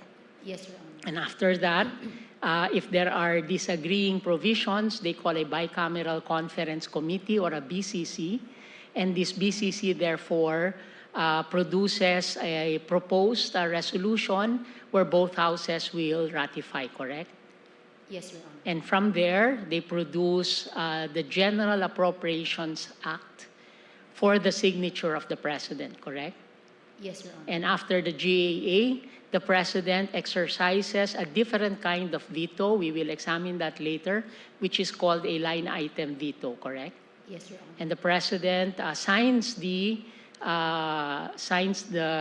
GAA within a set time. Otherwise, it will be reenacted. But along with the signature, the President formally communicates his vetoed items to the House and the Senate, correct? Yes, Your Honor. And the House and the Senate may overturn the veto based on the Constitution by a 2/3 vote, correct? Yes, Your Honor. Yes. Now, do you recall the amount of unprogrammed funds proposed in the NEP, National Expenditure Program, of the President in 2024 for unprogrammed? You recall the amount? Yes, Your Honor. I have it in my notes. The unprogrammed appropriation proposed by the President in the NEP for 2024 was 281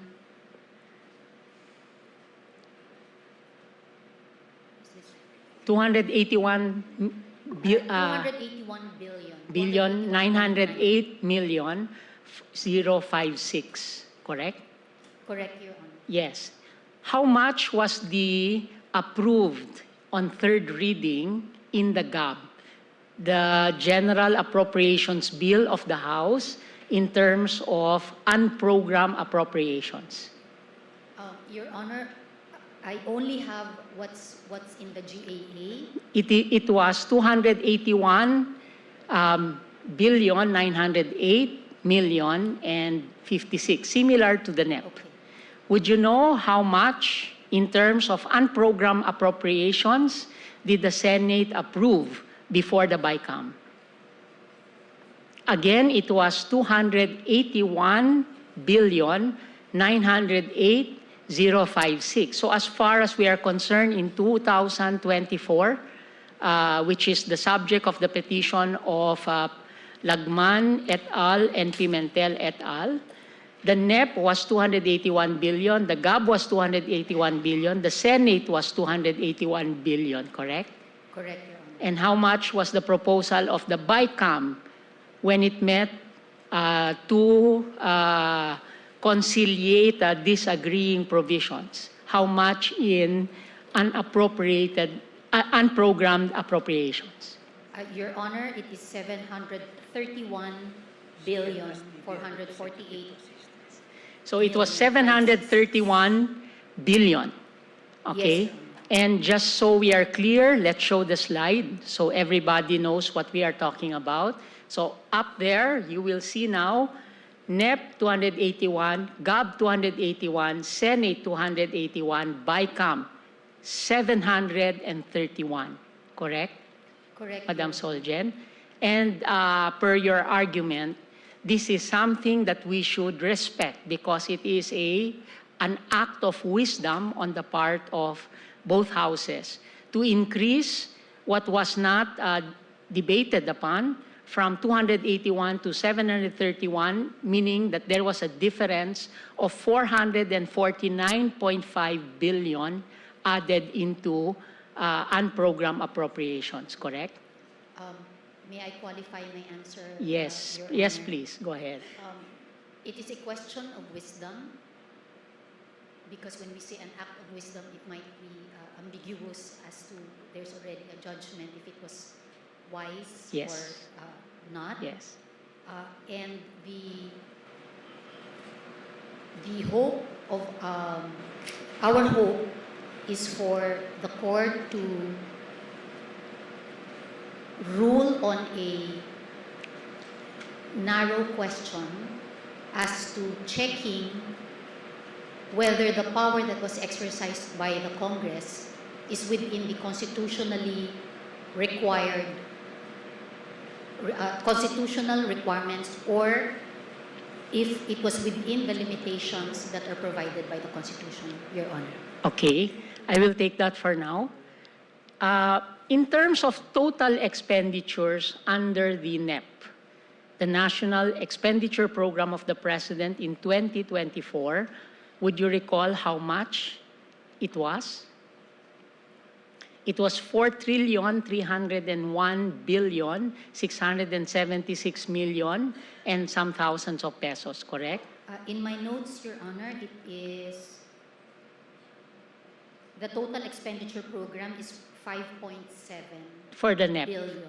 under the NEP, For the 2024. for the NEP, It was 4.3, correct? at any point, Solgen, if the DBM representative is here, the chief has reminded me that you may consult with the Department of Budget and Management if they are here.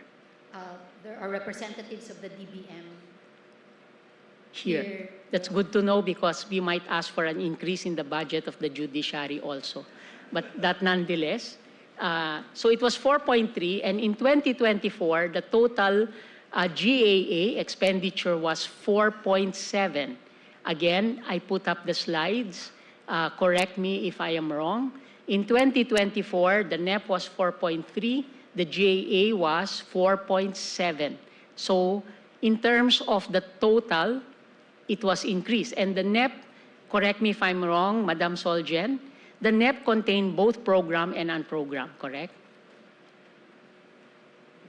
The National Expenditure Program or the President's budget already contained a proposal for unprogrammed, correct? Yes, Your Honor. So the NEP is both programmed, automatic, and unprogrammed,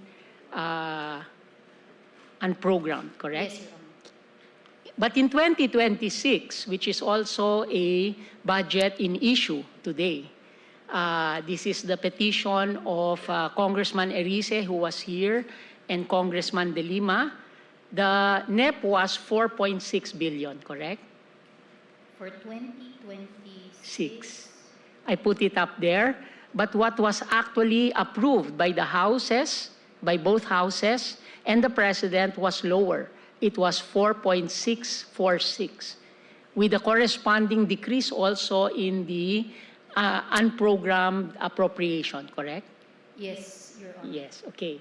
So that we know what we're talking about, in 2024, we will start to put up now the additions in the unprogrammed fund that was included after not the third readings of the houses, both the House and the Senate, but after the BICAM.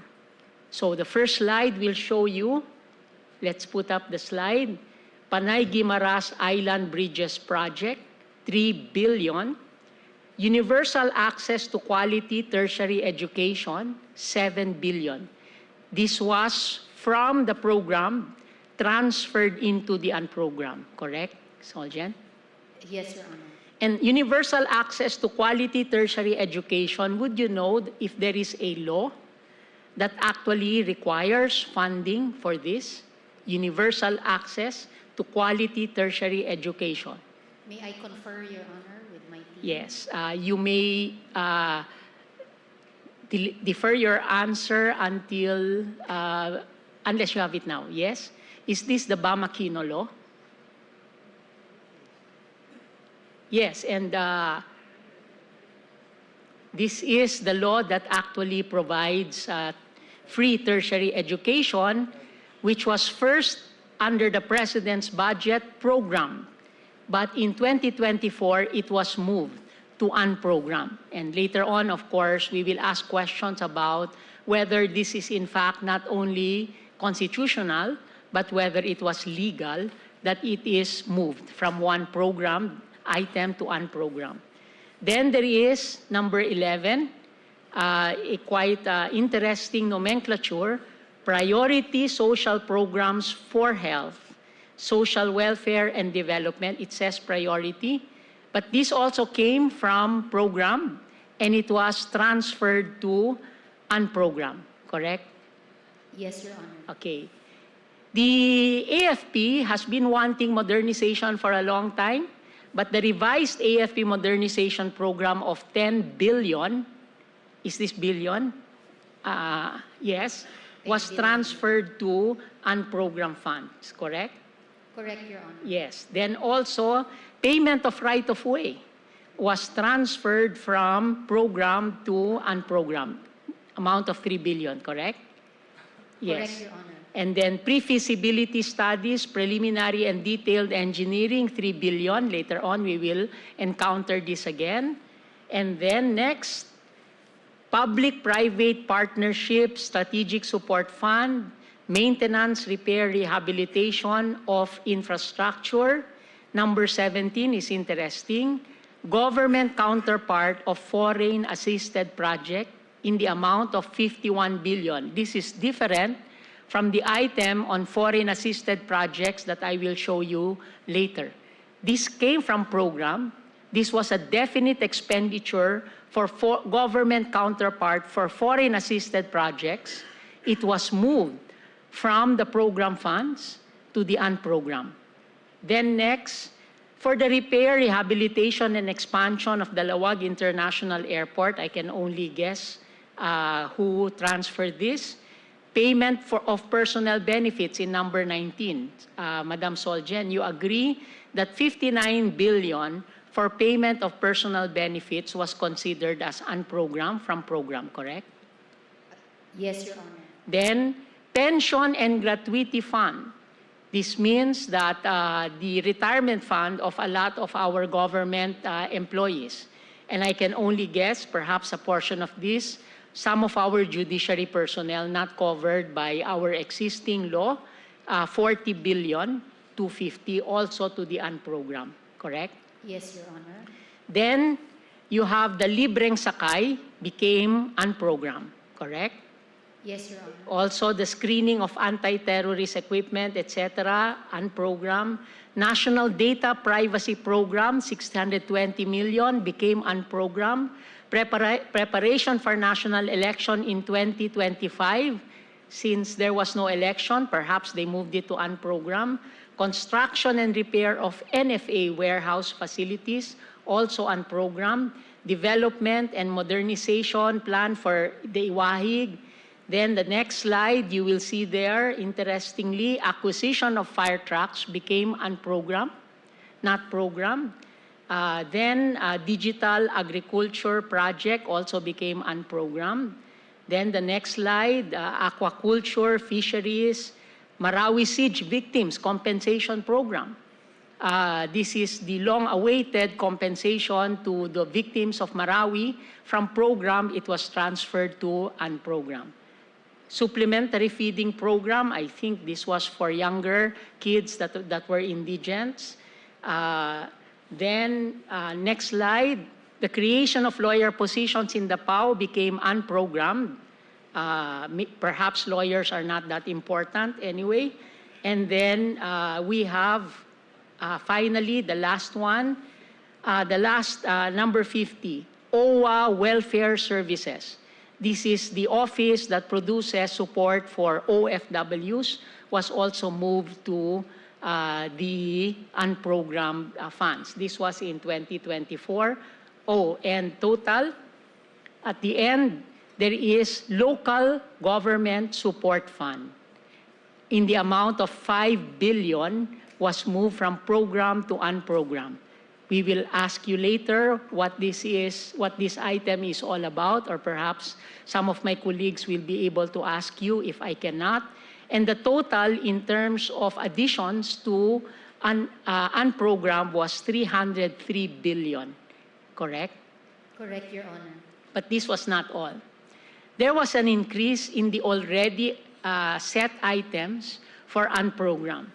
And the first one was mentioned by one of our amici, and she called it a new pork barrel. I will not go to that extent because that may be a legal terminology, but it is definitely perhaps a lump sum item, which was covered also in the case of Arroyo, Belgica, especially the Belgica of 2013, penned by Justice Ben.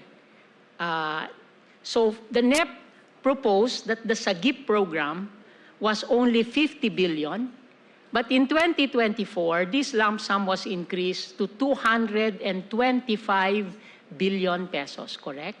Correct, Your Honor.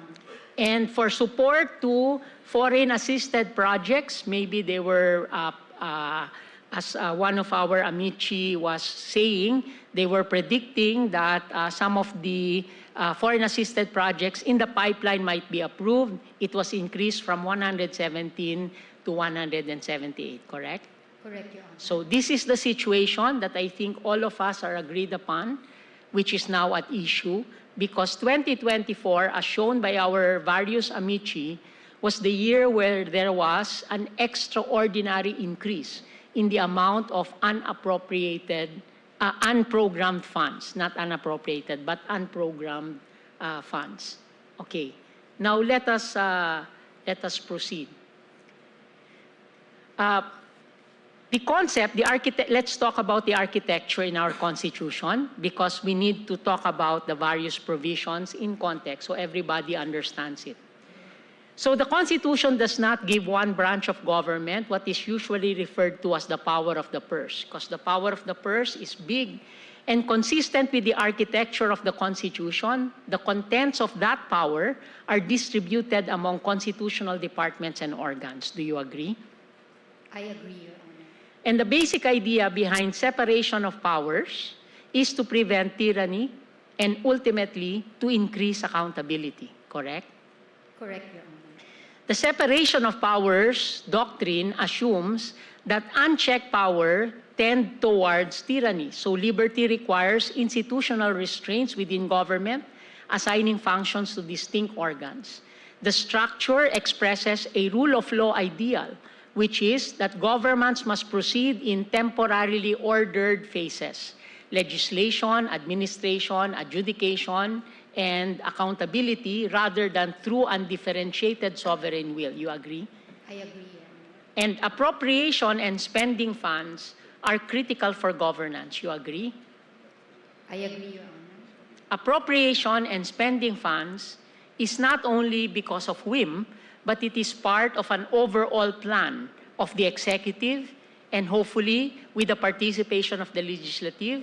And in our case, as presented by one of the amici, there is actually a Philippine development plan, correct? Correct, Your Honor. And it is from 2023 to 2028, correct? Correct, Your Honor. Yes.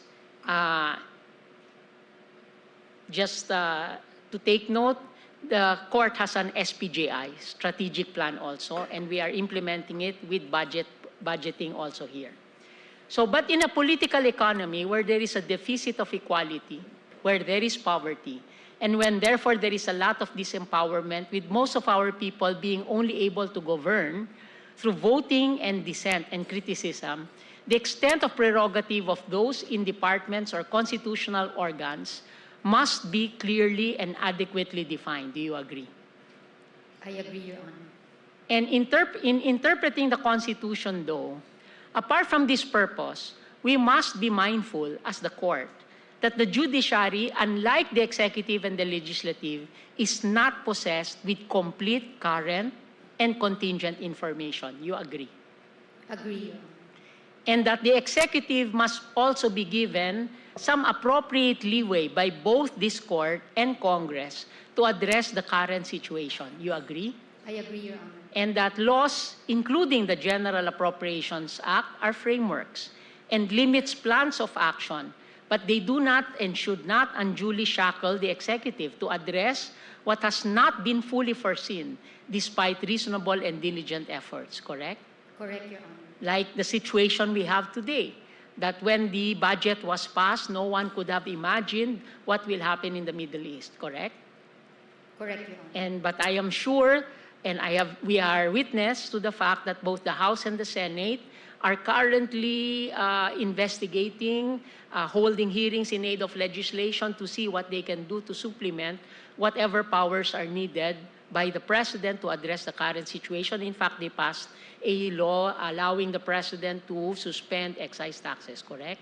Correct, Your Honor. Yes. In other words, we should be mindful that we should not straitjacket the reading of the text of the Constitution, even with precedents, and make sure that the Constitution should be a living but empowering document, correct? Correct, Your Honor. Yes. Empowering, but also a document with accountability, correct? Correct, Your Honor. Because as Richard Posner said, the Constitution is a living document, but it is not a suicide pact, correct? In other words, the Constitution is a living document. However, it's not a suicide pact.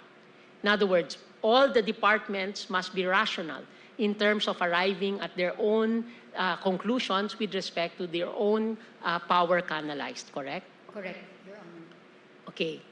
And for a purpose of exercising the power of the purse, just so that we are all clear, this is divided as follows.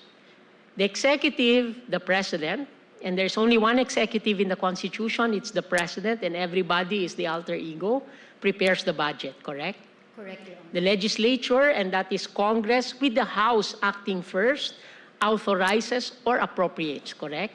Correct, Your Honor. Then the president, and the president only, spends or executes with clarification, again, by our case in 2013, that the legislature has no participation in the post-enactment or execution stage. You agree? Agree, Your Honor.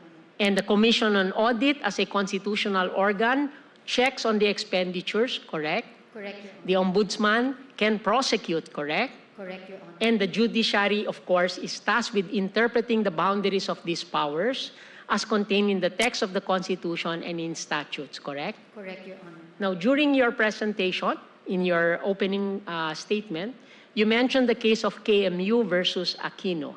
Do you recall in what context? That KMU versus Aquino is the ponencia that actually said that the court respects that all the organs of government can have first crack at the interpretation of the text of the Constitution, and it respects that, correct? Correct, Your Honor. But then there is also some wording in that case that says that in the final analysis, it is the duty of this court to give a final reading, correct or wrong, correct? Correct, Your Honor. Yes. Would you know how I know? You were the ponente. Yes, I was the ponente, and the case was unanimous in terms of this court. Okay. Now, let's look at the actual provisions in the budgetary process so that we are also clear. To look at the architecture of the Constitution, we start with the basic provision in Article 6, Section 29. So it's up there. No money shall be paid out of the Treasury except in pursuance of an appropriation made by law. You agree with me that this single provision shows the relationship between the executive and the legislature, correct? Correct, Your Honor. Yes. Is there any other money that can be spent by government that is not in the Treasury mentioned in the Constitution? No, none, Your Honor. All collections are submitted to the Treasury except for fiscally autonomous institutions like the judiciary, because there is a separate provision in the Constitution for that, correct? Correct, Your Honor. Yes.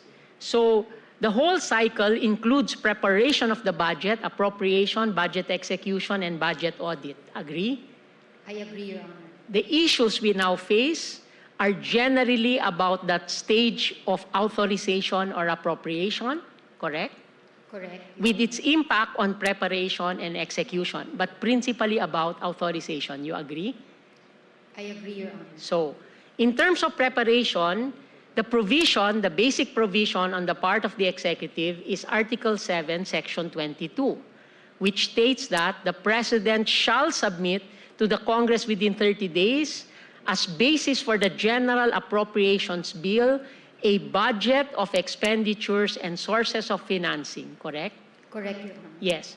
And the budget of expenditures and sources of financing in the current interpretation, in practice, contemporary executive interpretation, and in the law as contained in the administrative code, the BESF is actually the budget of expenditures and sources of financing, correct? Correct, Your Honor. And it says, including receipts from existing and proposed revenue measures, correct? Correct, Your Honor. At some point, we will see that the word including is contested by the respondents and one of the petitioners.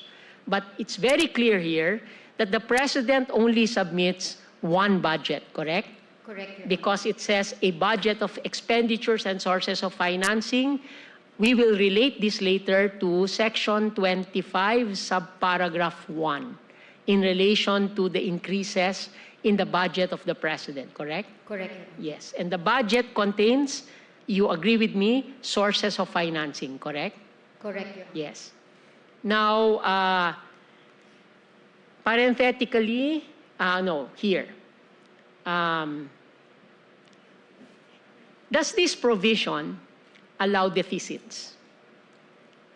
In other words, is there anything in our Constitution that says that our budget must always be a balanced budget? None, Your Honor. Madam Soljan, just to be clear, what is a balanced budget? A balanced budget, Your Honor, is you have expenditures, and the expenditures will have to be supported by the sources of financing. Yes. So, would you say, so this allows for, this statement and the Constitution allows that the President actually tells Congress, we are going to have a deficit, correct? Based on the projected revenues as well as the expenditures, that we will have deficits, correct?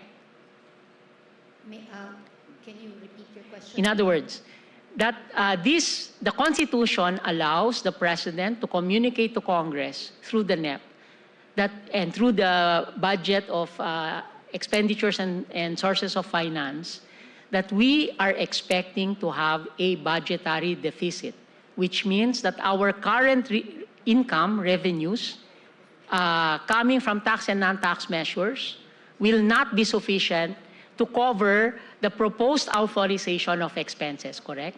Correct, Your Honor. Yes. Sa madalit salita, pwedeng sabihin ng Pangulo sa ating Kongreso na ang kanyang budget ay kulang sa revenue pero mas marami ang expenditures. Tama? Tama, Your Honor. Yes. May I clarify Yes. also? In our briefings by the DBM, what we understand is that even the deficit spending is being planned and part of, Yes. there is a deficit framework. Yes. Globally, there could be a target level which is accepted as an acceptable level, and it will depend on our executive branch Yes. as to what that level is. Actually, later, we will go into a bit of the economics just to make sure that people know that this is legitimate to have a deficit financing. I will not go into it with you. I will go into it with some of my former professors.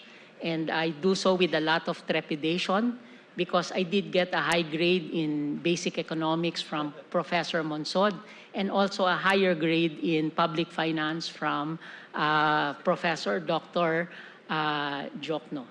And I don't know if they can recall those grades now. But in any case, subject to contempt of court, of course.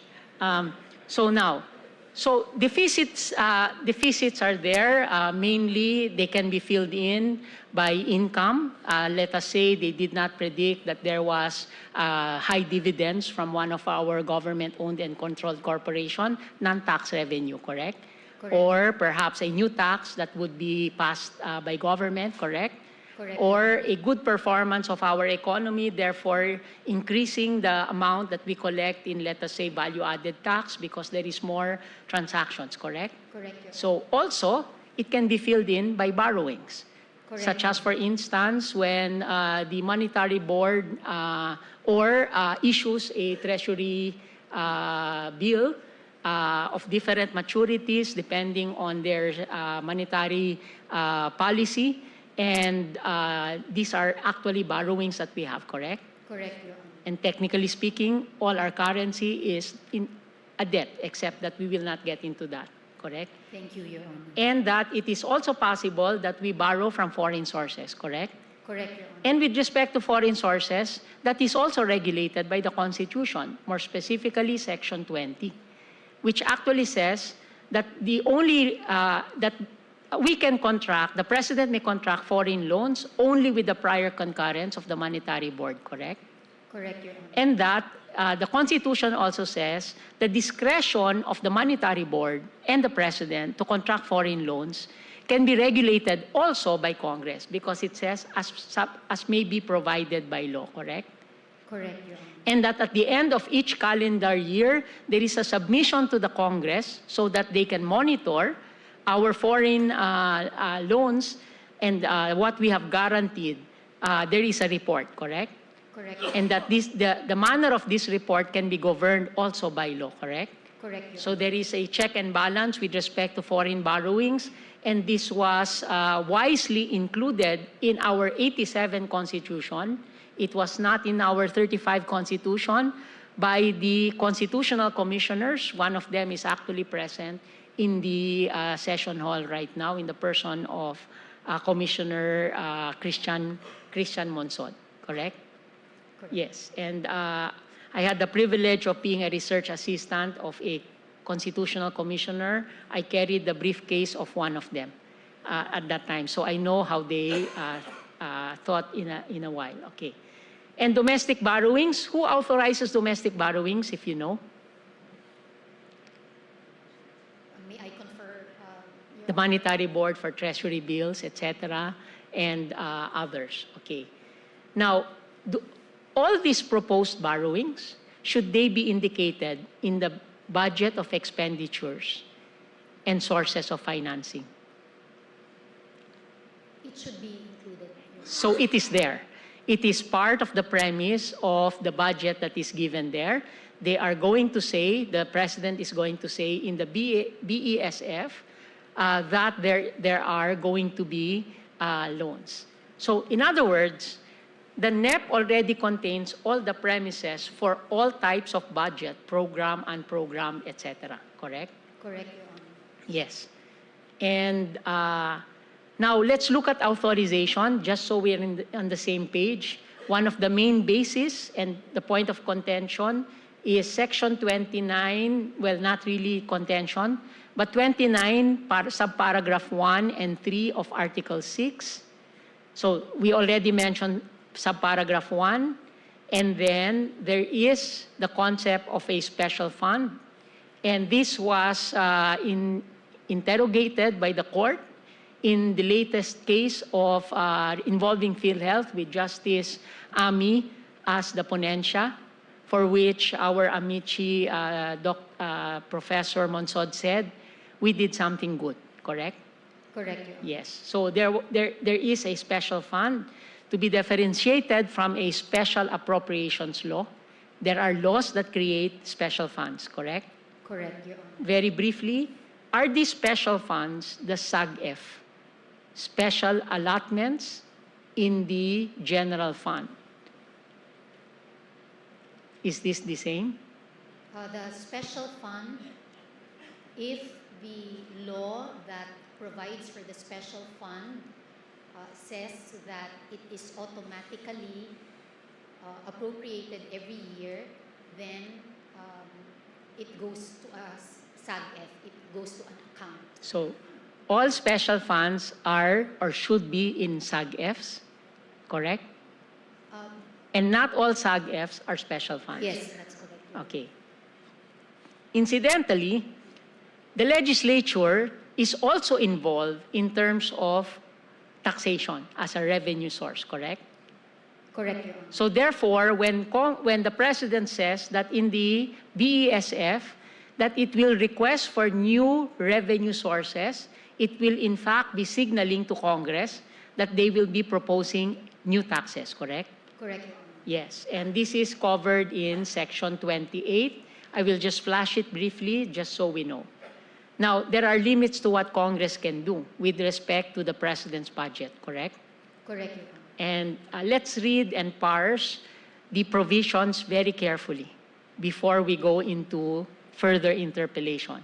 So let us look at Section 25, subparagraph 1. There are two sentences there. The first one is, Congress may not increase the appropriations recommended by the President for the operation of the government as specified in the budget. Correct? Correct, Your Honor. Very clear. And it says, the appropriations recommended by the President for the operation of government as specified in the budget, correct? Correct, Your Honor. Now, Madam Solgen, there is another word, the same word budget, that appears in Article 7, the President, correct? That was Section 22, where it said the President shall propose a budget of expenditures and sources of financing, correct? Correct, Your Honor. As part of the NEP, correct? Correct, Your Honor. So therefore, here it is clear that whatever is in the NEP should not be increased by Congress.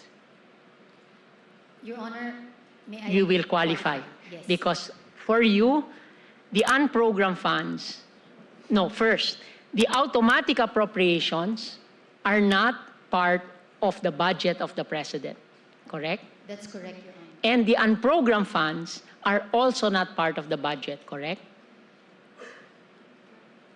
They are not part of the budget that is... we believe that that is not the part of the budget where the prohibition on increasing the ceiling is applicable. Okay, I'll take that for now, under advisement. But the point is that, so if you say automatic appropriations is not part of the budget of the President, then I will ask you later to locate it in the Constitution, where it is. And the other point is it possible that the unprogrammed funds is not in Section 1, subsection 1, but in subsection 4? A special appropriations bill shall specify the purpose for which it is intended and shall be supported by funds actually available as certified by the National Treasurer or to be raised by a corresponding revenue proposed therein, as suggested by one of our amici, a justice of this court in one recent case, and some of the petitioners, that unprogrammed can be disciplined using subparagraph 4. What is the position of government? It is the position of government that the Special Appropriations Bill is a separate provision in the Constitution. The Congress has the option. It can be invoked, it can be passed, and historically has been passed. In our study and survey of the different special appropriations bill, the length of time could be as, I think I saw... We can go to the difficulty of passing a special appropriations bill at some point, and it can be part of the query, I think, of some of the justices. But as far as I'm concerned, I just want to locate where you see automatic appropriation. You say that it is not in subsection 1, and you're asking the court to actually make a ruling for the first time that automatic appropriation is not part of the GAA. Okay. The automatic appropriations, we say that it is not part of the President's budget because the NEP, which is the President's budget, is presented to the Congress for their approval. However, the automatic appropriations, our premise is that it already has an approval. So we were actually asking the DBM, then why are you including it in the budget, which could be a source of confusion? Because people will just look at the totals, but and their explanation is that for fiscal programming and for transparency, so that it is informing Congress of the total allocation, including the allocations for the automatic appropriation. So in that sense, it is only for disclosure, in your words, yes. in your comment, in your omnibus comment. It is for disclosure, not for purpose of appropriation, correct? Yes, Your Honor. Yes, but there is a purpose for subparagraph 1, and we can go to that later. And whether that squares with your characterization of automatic appropriations is there. And indeed, this court has just ruled in the case of Giao versus PAGCOR, where it actually said that there is an automatic release of PAGCOR funds to, it's Giao versus Philippine Sports Commission from PAGCOR et al. But we will get to that later. In any case, just to flag the different points of view of the parties in relation to unprogrammed appropriations. Now, at issue also is, to a certain extent, presidential certification. I think this was raised by, if I'm not mistaken, the pleading of Pimentel et al., former Senator Pimentel. And what is at issue is the concept of when the president can certify, and flashing to you on the screen, except when the president certifies the necessity of its immediate enactment to meet a public calamity or emergency. So later on, I will ask you, because of the certification, was it possible to ratify the BCC, the Bicameral Committee Conference report, in just the same day that it was distributed? Okay. Just for our information, how thick is the General Appropriations Act? It is a few feet, no, inches. 3 to 4. Thousands of 4 pages. volumes. Yes, and thousands of pages, correct? Correct. So they will have the NEP with them, and they will also have the GAA with them, and in between, they have the GAB, they have the Senate version, and they have the Bicameral Conference Committee report, the big one, and the small committee report for 2024 and 25, correct? Correct. Yes. So you admit that there was a small committee conference report? Not yet. I have. Just so I am very clear that it is in fact there, that there was a bicameral conference committee report and preceded by a small committee report. I have not seen a small committee report, Okay. Your Honor. Yes, because I asked you and I wanted you to be more deliberate and conscious, just so the transcript will not show that the government has admitted.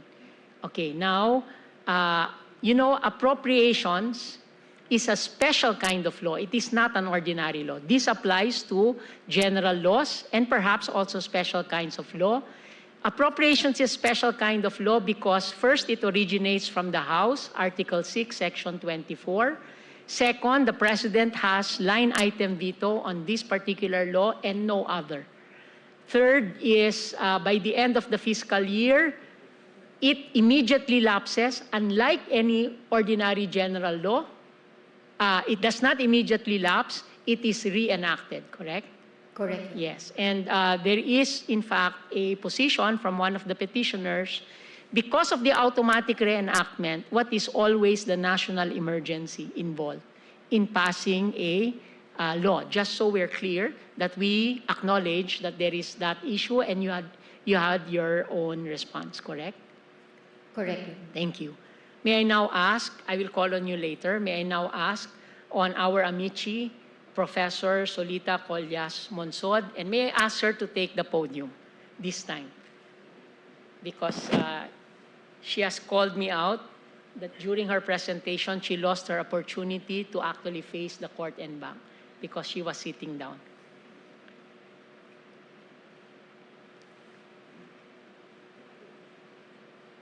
Your Honor, may I sit or? Yeah, please sit down. Thank Please you. sit down, yes.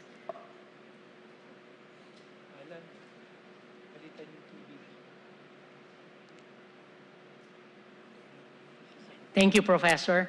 May I just ask a few basic questions, and I hope my questions are correct. The budget for 2024, 2025, and 2026 is based on deficit spending. And our research shows these figures in terms of the deficits in the program. So for the 2024 program, it was 5.6% of the total budget, total expenditures. In 2025, it was 5.5%, and in 2026, it is 5.3%. Would I be accurate to say that this is the rounded off figures? I have in my figures 5.7 in 2024, 5.6 in 2025. Okay, so I stand corrected. No, yes. You may be right. Yes. Professor, my question is, why is there a deficit budget? Why is it economically sensible to have a budgetary deficit, because the understanding of the ordinary person is you do not spend what you do not have. And therefore, why is it that government produces a deficit? Well, the government budget is a little different from the household budget. The household budget, the family has to stay within its limits. But in the government budget, considering certain plans, the need for government to stabilize the economy or to do whatever, it needs certain funds and can be allowed to have a deficit as long as over time that deficit is removed and it becomes surplus. In other words, the budget balance is not only for 1 year. It can be, the budget can be balanced over a longer period of time. And may I ask, that deficit is not something that is arbitrary, No. but it is something that is studied by our economic managers. Absolutely, sir. And the reason for this is it doesn't want to be irresponsible for the next administrations, and it wants to leave our economic fundamentals intact before it passes to a next generation. That's right, sir. Okay. Now, to cover the budget, just so we are clear, there are non-tax revenues and there are taxes as revenues. And if I may just show very briefly and very quickly, non-tax includes fees and charges, not taxes, income from treasury operations. These are interest incomes on our government deposits, like from our land bank. We have advances to GOCCs that are returned, income from our investments, including Maharlika Fund, etc., guarantee fees that are paid to government, foreign exchange risk cover fee, government service income. Am I correct here that these are the income from treasury operations? Your Honor, you're right. Yes. And then for national government income collected by the Bureau of Treasury, shares in dividends, airport terminals, etc. Then we have royalties for our natural resources like Malampaya, and we have foreign grants. Am I correct, Professor, that foreign grants are not treated the same as foreign loans? They are different. Foreign grants don't have any interest component. And foreign Loans, you have grants, to pay interest. yes, and because foreign grants are almost free, Gifts. gifts, so we receive them subject only to the political conditionalities or other conditionalities that a donor may give. But does this need to go through the monetary board or our economic managers? I'm not sure that it has to go. But if it's a grant, it will be Yes. definitely accepted. Yes. Professor, is it correct to say that the more we keep a deficit, the more dangerous it is in terms of our indebtedness? Oh, it is correct, sir. And Your Honor. therefore, even the deficit that is proposed by our economic managers, and you were one of those key economic managers many times in our government, and you teach this also to our up-and-coming economists, that it is very important that we keep it also to a certain ratio or percentage. Yes, Your Honor. That's why it's one of the highlight indicators in the Philippine Development Plan. Yes. The deficit. Yes, and would you kindly enlighten us what are the important ratios that we should take into consideration? Well, the eventual target is to get that deficit down to zero. As I said, the government has is allowed certain leeway, but it must eventually get down to zero. That's why the deficit target of the 2028 budget of the 2023-2028 development plan was to get that deficit down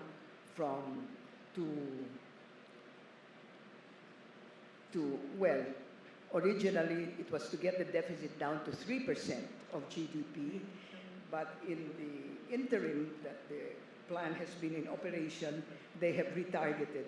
Now they want to retarget down to 4.3% of GDP. In other words, they realized that their deficit targeting was way below standard, and they had to change the deficit targets, mainly because of this stuff that's going on now. And in your presentation, you showed us that we missed on several targets, which included the deficit and which included the national debt stock. Yes, And would you say that we are at very dangerous times? Not quite. It's not quite dangerous times.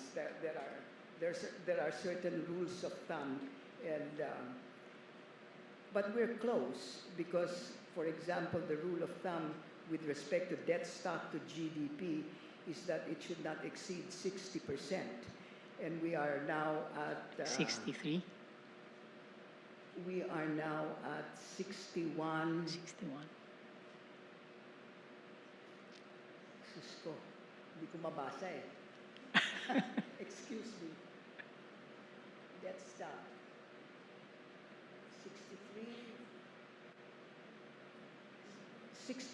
60.7% in 2024. We're just over that rule of thumb. Rule of thumb that we should keep the debt stock to less than 60% of GDP. And would you say, Professor, that the interpretation of the court with respect to the words that we find in the Constitution is also as critical for fiscal discipline?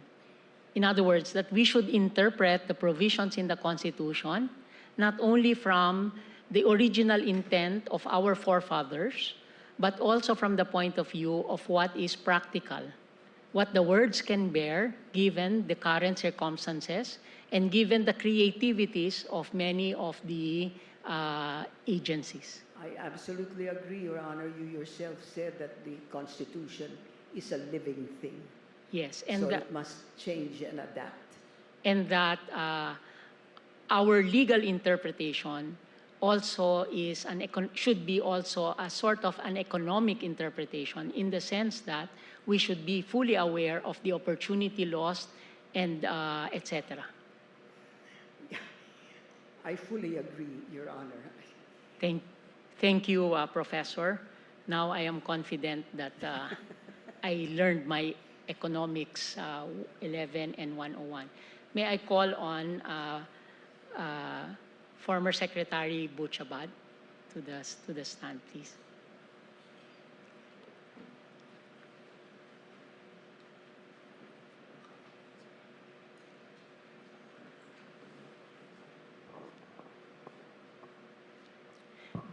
Secretary, you once were quoted as having called the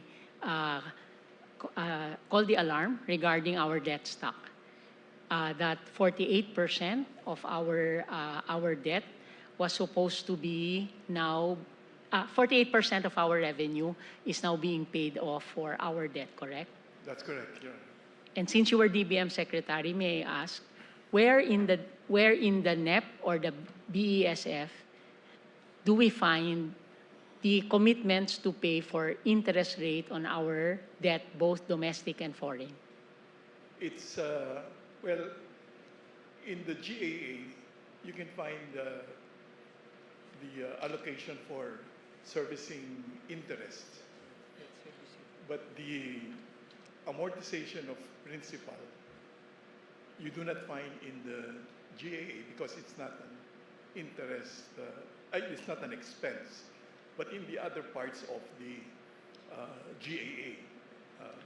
So that is what I want to clarify, that the payment of the principal cannot be found in the Government Appropriations Act, even if it is something that we use our resources for, but it is not subject to the authorization of the Congress, nor is it made public as to how much our principal costs us for every year. Yes, because the payment of principal is like a financial transaction. You are just repaying what you borrow. And like for 2026, as you correctly pointed out, our deficit is 1.5 trillion, but we have to pay principal amortization to the tune of 1.1 trillion. So we have to borrow this year 2.6 trillion to cover the deficit as well as the payment of principal, which, as I said, is a financial transaction not to be found in the GAA. Okay. Would it be found in the BESF? I'm not sure. I'm not sure of that, but it's in some parts of the GAA, but not in the expenditures part of the GAAs. So with respect to the payment of our interest, may I just show you a slide? And this we got from the program amounts of payment in the GAA and BESF, and we contrasted it with the BTR cash operations report, the actuals that were made. And in our study, 2023 and 2024, the actual payment for interest was higher than the program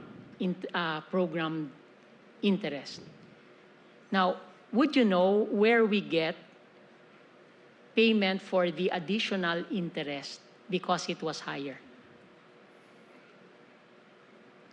Is this in unprogrammed?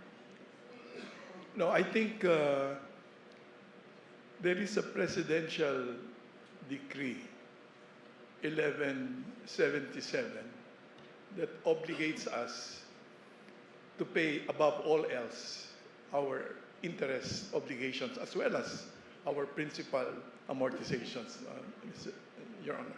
So the amount that is put in the GAA can be actually overturned or changed in terms of the actual payment because there is that presidential decree. Yes, if it comes to that, ahead of any national priorities, those come first. And there are deleterious consequences if we don't do that. Okay. Like, for example, the immediate, there's a word for it, that we have to pay all our debts. Yes. Once that happens. So we have to make sure that that obligation is settled first. And to make sure that happens automatically, our Yes. creditors, in the early days of martial law, insisted with President Marcos Yes. that presidential decree should be issued. Thank you. I go into this just to clarify the effect of whatever decision we make in terms of the planned deficits and its impact on something which I think many of us are concerned about. It is our debt stock and our interest payments. So just bear with me a little bit more, just so we get the actual context. So in terms of principal amortization, we had no other source except the BTR cash operations report. And from our, we did a table, and the table said that in 2023, and I can be corrected here, I'm just looking at the ballpark figures, the principal payment in 2023 was 943.6 billion. In 2024, it was 1.1 trillion, 257 billion. And in 2025, it was 2025, the preliminary figures is 1.157 trillion in terms of our principal amortization payments. Would you say that these figures are more or less in that ballpark? Well, the average proportion of debt owed domestically and debt owed abroad is about 80 to 20%. Yes. Your Honor. Yes, but in terms of principal payment, in 2024, we paid 1 trillion in debt payment, correct? And that would have meant for a budget of, let us say, 4 or 5 billion, that was quite a lot. It is. Yes. In fact, that's really, the concern is not so much debt sustainability, Your Honor, but it's really what debt servicing is impacting on fiscal space or the ability to have available funds. Like say, for example, in this instance, we are facing a crisis in the Middle East.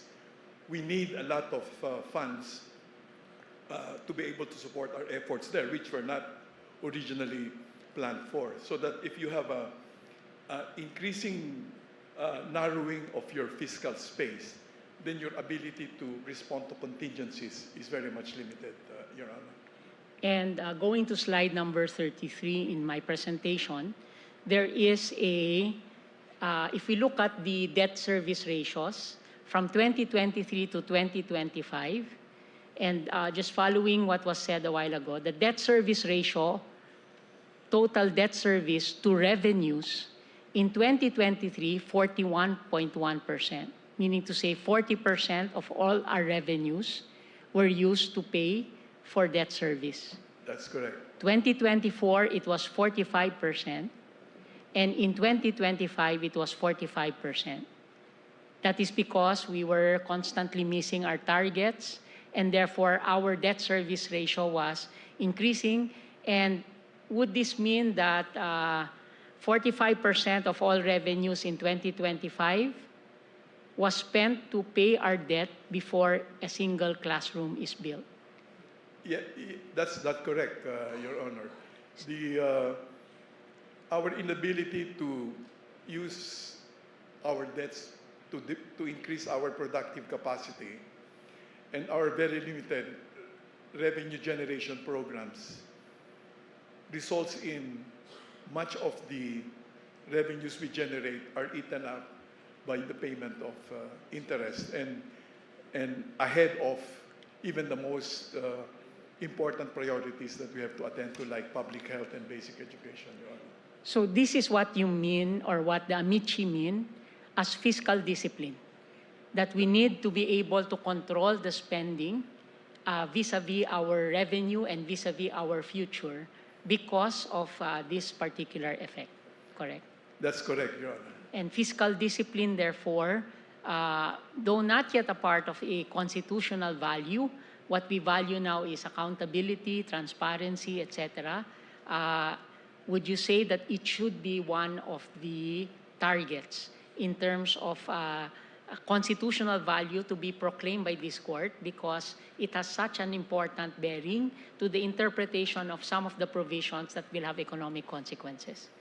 That's correct, especially in the ongoing discussion about unprogrammed appropriations. For example, Your Honor, if we take a huge part of the appropriation cover of foreign assisted projects and put them somewhere else, you mean while you can pay for those use of the appropriation cover for some other projects, well, you can pay for them by cash management. Eventually, you still have to pay borrowings and the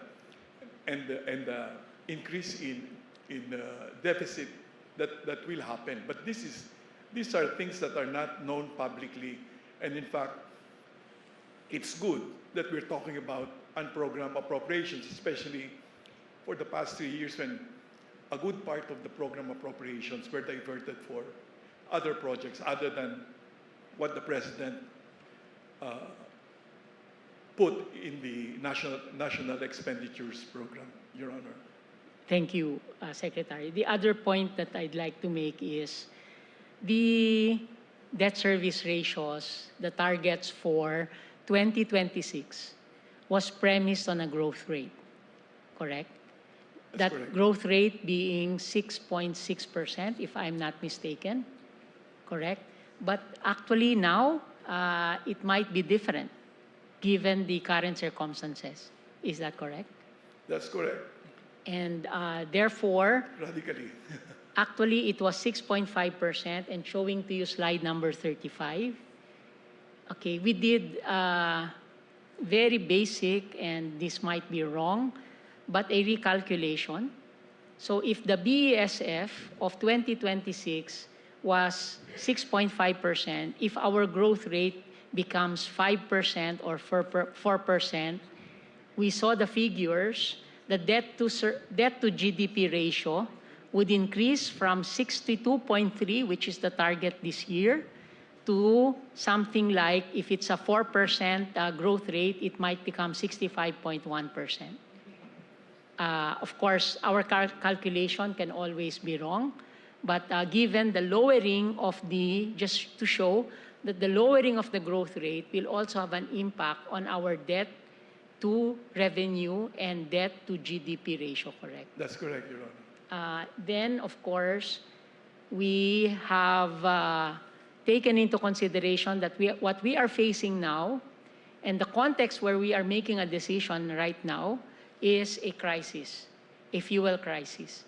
And if we had 3 scenarios, an optimistic scenario where in 2 weeks' time there will be ceasefire, or in 6 months' time, a medium scenario, there will be a ceasefire, or the extreme scenario that the entire year there will be war in the Middle East and continuing with whatever threats were given by the male leaders of the 3 countries that are involved. So showing to you 36, slide 36. It is possible that the cost for every barrel of oil will increase. And then slide 37, macroeconomic impact on the Philippines. And slide 38, it will have indeed a very strong impact on our projections, or the projections right now under the GAA. Would this be a right approach if we wanted to analyze where we are headed? Well, it's better to see a worst-case scenario and prepare for it, and then if a lesser degree of crisis happens, then you're more or less covered. But our difficulty as a nation, Your Honor, is that this crisis that came upon us as a result of the Middle East war is really more an aggravation over a crisis that has been simmering. In fact, if you recall the statement of the central bank governor, he said, "I've done everything that monetary policy can do to grow our economy, and it's time for reforms in governance and it's time for fiscal reforms and governance to do their share." So this is an aggravation of an already existing structural crisis, and that the governor of the central bank said that they've done everything that they could with respect to monetary policy. I am tempted to ask Dr. Jokno, except that I cannot, because it will have an impact on our markets if I ask him something about that. But thank you for that. And again, when we did this just to see our context, we were so thankful that we are only reading the law and the Constitution and not managing our economy. But that we know that whatever we do in interpretation will have an impact on what we need as a country. I agree, Your Honor. Thank you, Secretary. May I now...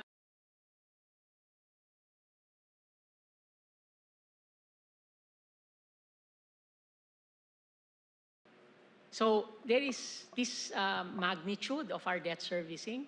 There is our deficit. Okay. So the question that we want to ask you is, when there is an excess revenue, where should it go first? Legally and constitutionally, or is there no standard? When there is excess revenue, should it go to program, unprogrammed, and because you created a new one, automatic appropriation? Your Honor, the sources of funds for the program are different from the sources of funds of the unprogrammed appropriations. But the triggers in the unprogrammed section includes any excess in non-tax revenues for 2025 and 2026. And in 2024, it was both tax and non-tax revenues. Any excess, it did not qualify. Yes, yes, Your Honor. For the first trigger, on excess revenue collections in any one of identified non-tax revenue from its corresponding original targets as reflected in the BESF. So meaning, for this first trigger, Your Honor, then the priority will be once it only exceeds the source of financing for the program, then it will trigger for the unprogrammed appropriation. Sa madalit salita, sinabi natin kanina na may deficit. Ibig sabihin, yung planadong expenditures, pasensya na Ilocano ako pero nagtatagalog ako. So yung gastusin natin ay mas malaki kaysa sa kikitahin natin. Yun yung nakalagay na sa program. Na kahit sa programmed expenses, mas malaki na yung gagastusin natin kaysa yung kikitahin natin. At nakalagay doon sa ating BESF na kapag merong additional na income, hindi maliwanag, sa pakiwari ko, hindi maliwanag kung gagastusin yan muna doon sa program or pwede nang gastusin palagi doon sa, or pwede nang gastusin doon sa unprogram. Hindi naman palagi, pero pwede nang gastusin sa program. In other words, my question is there anything in statute or in the Constitution which compels in the budget execution that whenever there is excess income, and I will now go to excess income in non-tax revenues, because that is the trigger in 25 and 26, that it should first be spent for program before unprogram. It is only in the GAA, Your Honor. So, in other words, there is no constitutional frame where it says, finish the unprogram first before you can go to the unprogram, except the case of Araulio, but it in a general sense, and I would even submit a bit of obiter, correct? Correct, Your Honor. But the Araulio, based on our position, is premised on a different GAA, and the articulation of the triggers in the Araulio case are different from the articulation of the triggers in the 2024, 2025 to 2026 GAAs. And also in the Araulio case, there was a subsequent motion for reconsideration that was filed, and it actually clarified that you don't have to wait for the whole year to ascertain whether there was excess, because otherwise then there will never be funding for the unprogrammed appropriation. So in the motion for reconsideration, the court clarified that based on a quarterly report by the DBM, there can be a determination of whether the target has been met. Okay, just to be clear, I will flash now the triggers in the unprogrammed funds. Okay, 2024 was quite unique. There was a subparagraph D. And subparagraph D is now non-existent. It is null and void. It was stricken down in the PhilHealth case. Okay, so we are left with the first trigger. And the first trigger, if you notice, it says coming from the excess revenue. I have to look at my copy because I cannot also see. Okay, so the first trigger is excess revenue collection or any one of the identified non-tax revenue sources from the corresponding revenue. If you compare it with letter A of 2025, same. Compare with letter with 2026. Identified non-tax revenue sources from its corresponding revenue collection targets as reflected in the BESF. Then in the letter B, new revenue collections or those arising from new taxes or non-tax sources. Also letter B, also letter B of 2026. Approved loans, the difference is letter D, it does not exist, correct? Correct. Do you notice any other differences? In 2025 and 2026, excess revenue collections in total revenues was removed. Correct? Correct, Your Honor. As well as fund balance of GOCC. Correct, Yes. Your Honor. This is the only provision in the GAA which controls where excess revenues, new tax sources are to be spent. Correct? Correct, Your Honor. So there is nothing in the GAA which allows the DBM and the President to allow a SARO to be used immediately to pay for unprogrammed appropriations. Correct?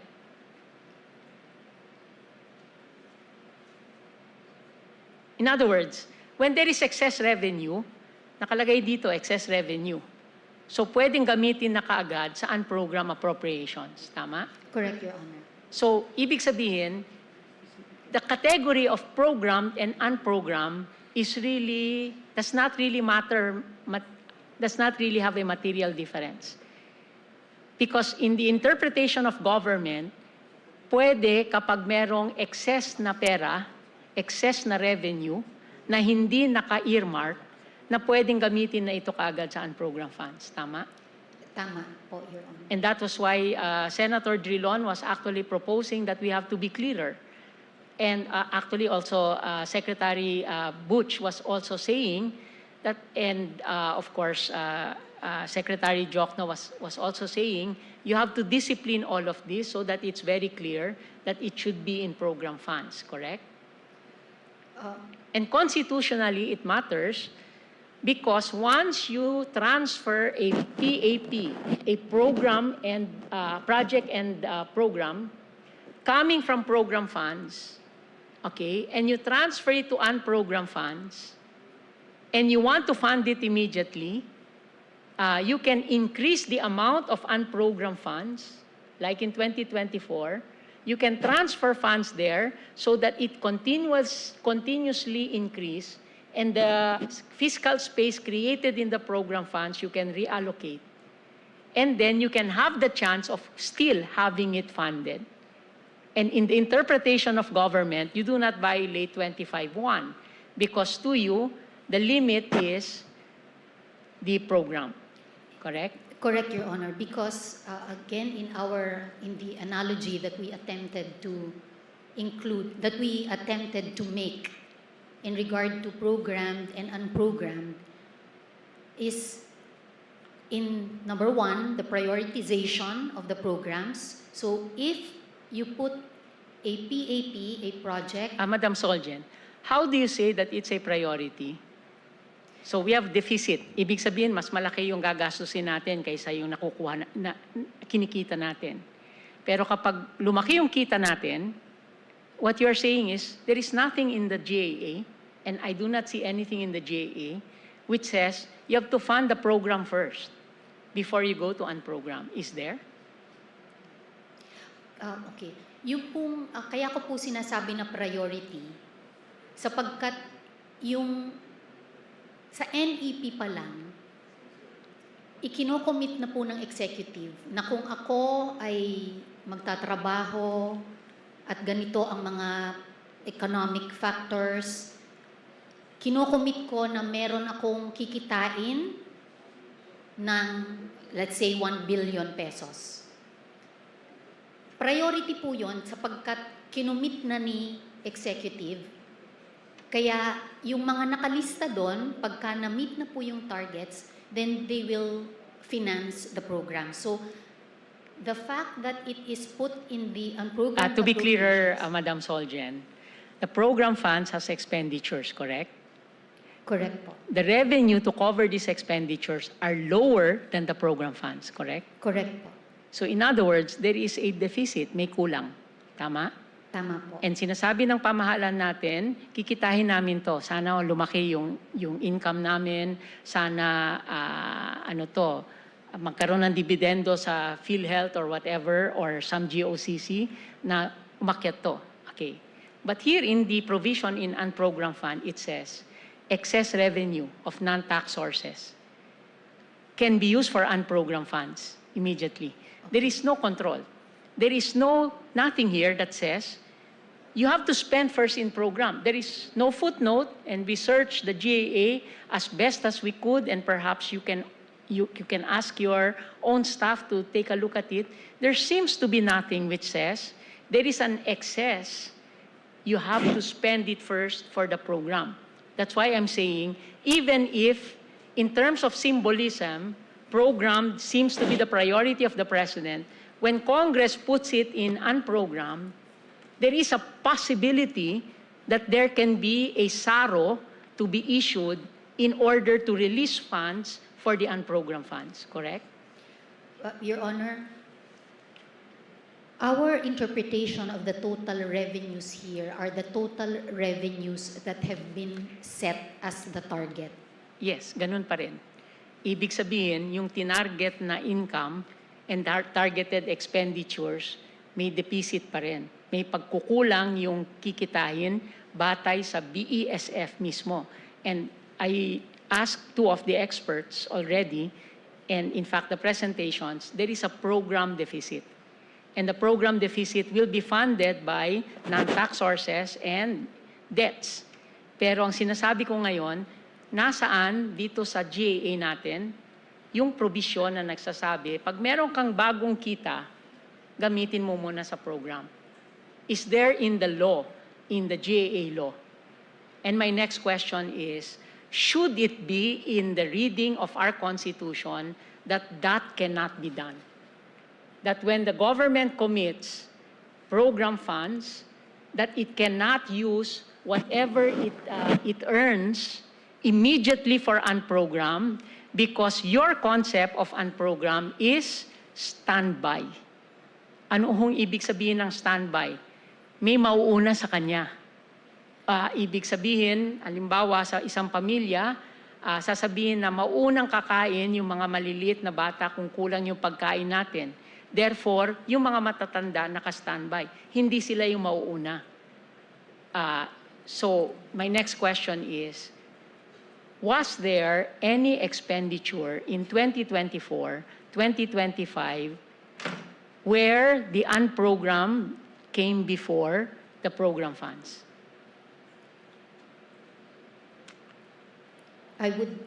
May I confer with my team? Yes. Your Honor. Meron, di ba? Yes, Your Honor. My team confirms that. I am confident about that because that was presented to us during the PhilHealth oral arguments. That there were expenditures that came first from the unprogrammed rather than the program. Okay, now, before you spend for unprogrammed, there has to be excess, correct? Correct, Your Honor. And therefore, by the way, what is a SARO? What does SARO mean? Just so we are clear about the abbreviations that we are using. Special allotment release order, correct? Special allotment release order. So it is an order coming from DBM to the Treasury to release money, correct? Correct, Your Honor. Yes. Now, for every SARO coming for an unprogrammed item, must there be a certification of excess income? Yes, there must be a certification of the presence of A, B, or C. Okay. Because, can you assure this court that every expenditure in 24 and 25, because that is at issue now, has come from a certification accompanying a SARO?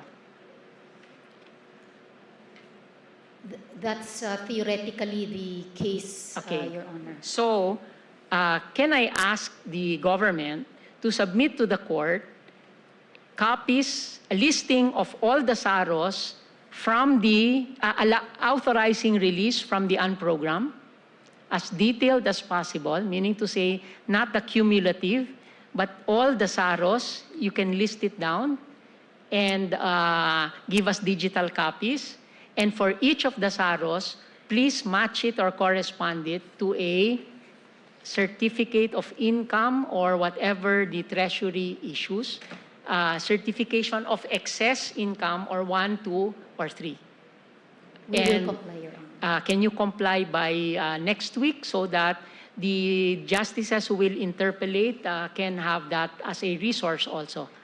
Correct? We will comply, Your But as Honor. far as we are concerned right now, you admit that there is nothing in the law or in the Constitution that says that whenever there is excess income, the budget execution is compelled to first do program. Okay. May I clarify, Your Honor? So again, because in my understanding of the supporting financial sources, because they are defined and they are not commingled. So meaning if the sources of funds for the program are A, B, C, D, the sources of funds for the unprogrammed are E, F, G, or maybe A plus 1 in terms of the first. And so that's why, to me, there should be no other requirement to be found in a law or in any provision in the GAA because the sources are different. Okay. You say that it's specific. But if you look at 2024 trigger, it actually says excess revenue collections in the total revenues. Meaning to say, basta excess dun sa total. Okay? Or in any one of the identified non-tax revenue sources from its corresponding revenue collection as reflected in 2024. Noong 2025 and 2026, they removed the total and they just put there excess revenue in any one of the identified non-tax revenue sources. Meaning to say, for the identified non-tax revenue sources, it was almost earmarked. Kapag may increase, any increases there was already earmarked for unprogrammed. Correct, Your Honor. So you are earmarking funds that are excess, meaning to say good collections of government, good performance of a GOCC, you have earmarked that for unprogrammed, not for the program. Correct, Your Honor. And yet Which you is- say, the position of government is that Congress cannot exceed the ceiling of the President's budget, but it can exceed the unprogrammed, correct? Yes, Your Honor. That's why it was 303 billion pesos, correct? Exceeding. Correct, Your Honor. So if I were a member of the House, and I will not certainly become a member because I cannot win any election, but if I were a member of the House, bakit ko ilalagay sa program?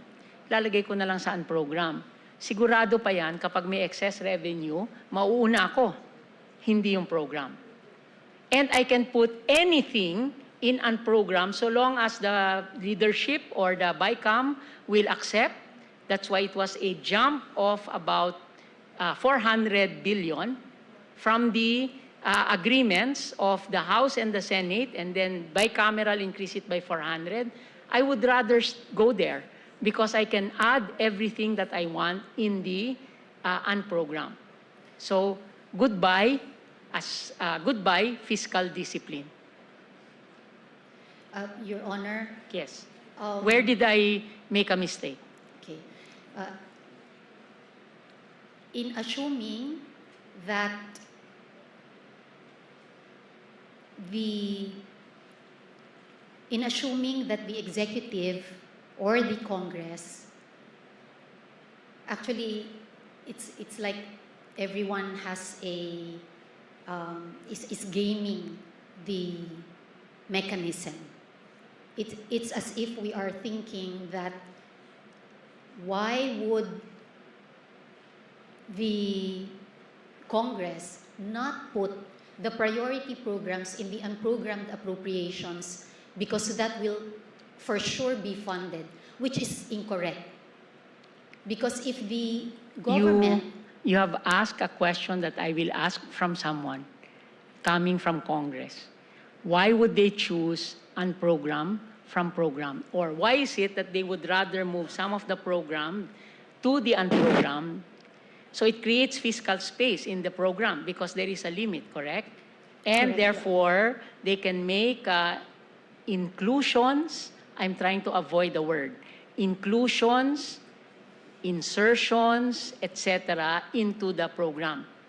That's a theoretical possibility. I'm not saying that that happened. But what I'm saying is you create the fiscal space and then you move it to, by moving it to unprogrammed, and then you can put whatever you want in the program.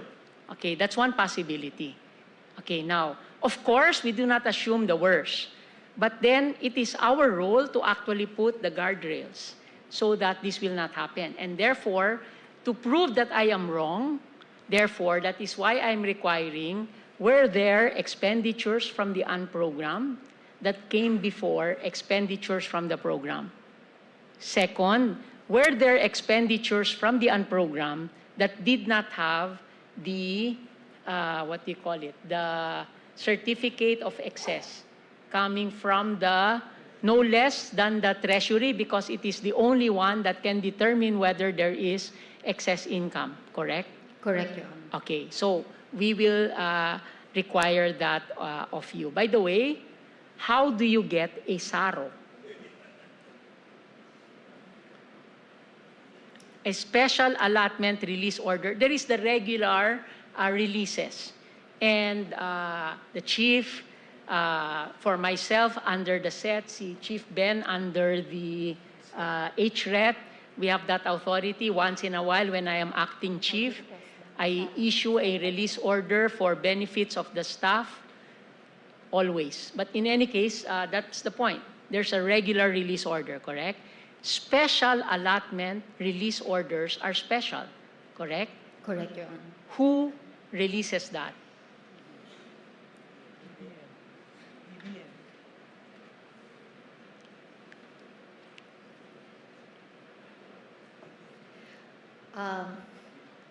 The note here says, please ask DBM. Well, DBM is the... DBM, okay. And before the DBM releases, this is the President's budget, correct? Correct, Your Honor. Must the DBM always clear with the Office of the President that it will release a special allotment release order? You see, the DBM is part of an economic management team, correct? Correct. And therefore, they have to make sure, as you said in your opening statement, they have to make sure that the funding is within their entire plan. They have a Philippine Development Plan, correct? Correct, Your So Honor. is it the practice that the DBM issues it, this SARO, because it wants to? Okay, I've gotten information. Some secretaries said that they need the president, and some say that it's within the power of the Secretary of DBM. Okay, for this administration. Just so we know, because we are about to come to a ruling with respect to how it is. And if it is only an alter ego lang pala nagre-release ng SARO, then that will weigh heavily on us. Because at least if it's the president, we will know that we are dealing with a co-equal entity. And the president, of course, comes with a lot of respect in this courtroom. For the current secretary, in our briefing, he said that he confers with the president. Okay, for every SARO, therefore, that is also with the consent of the president. It should be. Okay, and of course, you're going to give us the SARO. Are SAROs only for unprogrammed funds? I don't think so, Your Honor. Yes. Anyway, please cover the process of the SARO also in your memoranda, because that is very important for us to be able to identify.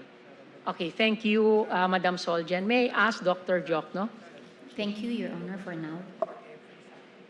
Okay. Madam Soljan, just to be clear, for every SARO, there needs to be consent by the President.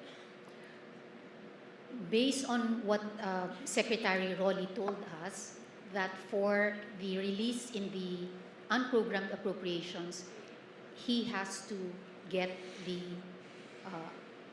alignment of the President. And for the budget secretary before the current budget secretary? I do not have that information now, Your Honor. Okay, thank you. Please be ready because I am sure the next interpellator after me will ask you again. Yes, we will prepare, Your Honor. Yes. Good afternoon, Dr. Jokno. Good afternoon. During your time as DBM Secretary, did you need the permission of the President to release any SARO? Yes, because SARO, it does not apply only to a program allocations. It applies also to some special funds like calamity fund, contingent fund, and miscellaneous personal benefits fund. That you need the approval of the President. But may I answer the previous question? Yes, yes. Okay. I researched and I found out that there usually Congress would increase the appropriation of certain departments like Public Works, and they will reduce the allocation for DOTR, right? So he cannot veto that increase. Otherwise, the whole budget will be affected, right? Yes, because... So, but he has a general instruction that he will say, I have found, it is interesting that the Congress has increased the allocations for certain departments. Now, my instruction is this, okay? I'm just paraphrasing the veto message, that they should submit a special budget to DBM, coming up with a revised performance targets, and it has to be consistent with our cash programming and other rules and procedures, and approval of the President. There's always approval of the President, except in 2024, that I noticed. Okay. Thank you for that very enlightening. But I will put that as part of my brief. Thank you. Can I just ask some contextual questions? So this concept of unprogrammed funds, in your experience and your research, when did it actually start? Well, I have not looked at us way back in 2019. As I said, I prepared the 20, when was EDSA one? 1986, right? 1986. I prepared the 1987 budget. That's the first and only budget under the Freedom Constitution. And I already used the unprogrammed appropriations at that time. And it has been used ever since. And back then, did you have triggers for unprogrammed? Yeah, it was primarily meant for foreign-assisted projects. Only foreign-assisted projects? That was the main reason for the unprogrammed appropriation. There's also an entry, if I remember right, called General Fund Adjustment. So, for example, there's a pending case that is finally decided by the Supreme Court after 20 years, and there's an instruction from the Supreme Court to that agency to pay this guy or this contractor. We get the money from that General Fund Adjustment. Yes. Unprogrammed. Yes. But nowadays, Dr. Jokno, the Supreme Court does not need 20 years to decide. It is now much less. But it's not your turn. Yeah, yes, just, no, not 10 even. But the point is that it was there as a standby fund for things like foreign-assisted projects. So in your opinion, today, it is still important to have unprogrammed funds? Definitely, Your Honor. Because, as I said, any project delays is costly. For example, they remove funding for the subway system that's supposed to be finished by 2029, right-of-way appropriation for the subway, and also the north-south rail system they remove, and they put it under unprogrammed. That will cost a delay of at least 5 years in the implementation of that project. At the same time, because it's delayed, then we have to pay what is called commitment fee to the lending agency, and that's usually around 1/4%. Just to be clear, so you are saying that the funding for the subway was moved from the program to the unprogrammed? I have some numbers there. I will put that in my brief. Yes. So in other words, in 2024, 2025, Several years. for several years, the funding that was supposed to be for the payment of the subway was moved from the program to the unprogrammed. Or it's deleted from the program. Deleted from the I program, don't know whether that was put under the program. and then in the unprogrammed, it was subsumed under, or the understanding was, it was subsumed under foreign assisted projects? Correct. Yes. And you are saying that that meant that instead of the unprogrammed being assisting us in the sense that you have a standby allocation, so that when it is already ready, that we can make the initial payments already. What happened with the subway was we had to spend more because there was no allocation to pay the counterpart. It cannot move forward because there's no funding for right-of-way acquisition. Okay. And you mentioned another project. This, what the was it? North-South rail system. These are the big ticket The one, items. the railway system that will go all the way to Clark and go all the way to Laguna. So these are big ticket items that was Yes. supposed to be already funded, were these major projects of the current president?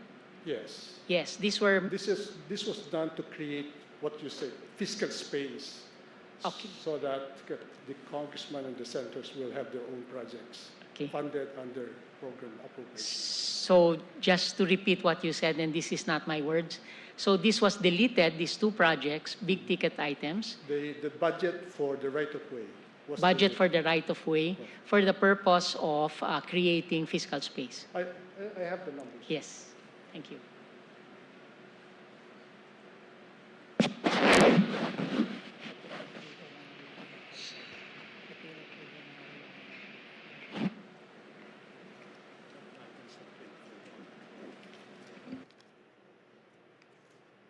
Okay, these are general adjustments. The budget of the Department of Transportation for year 2022 was reduced by 49.9%, from 151 billion to 75 billion. For 2023, it was reduced by 36.6%, from 167 billion to 105 billion. In 2024, it was reduced by 65.5%, from 214 billion to 73 billion.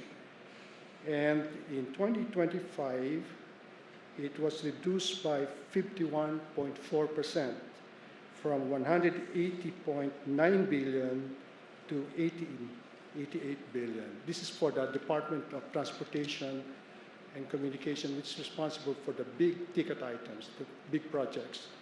At the same time, the budget of the Department of Public Works was adjusted from 38.6 billion to 786 billion in 2022, then, or by 14.6%.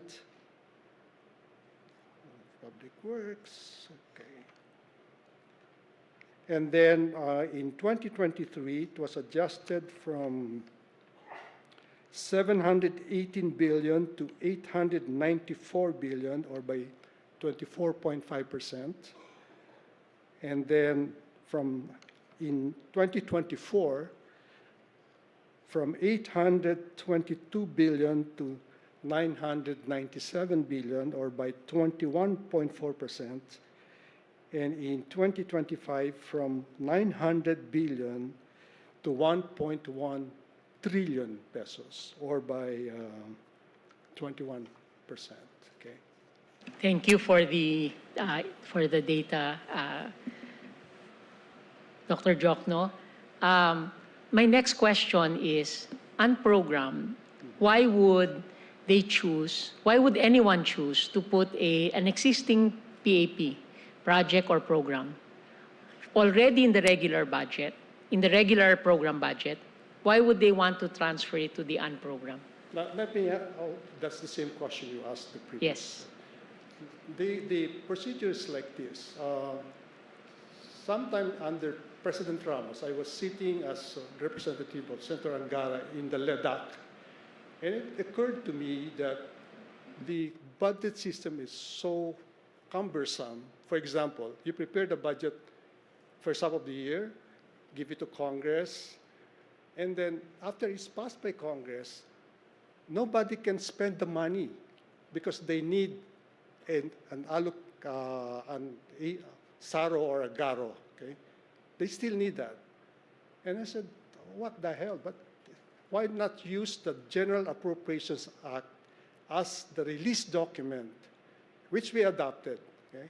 So now, we're now only talking of the SARO, no longer the GARO, meaning that the budget is, as approved by Congress, can be implemented from day one because you don't need a GARO anymore, okay?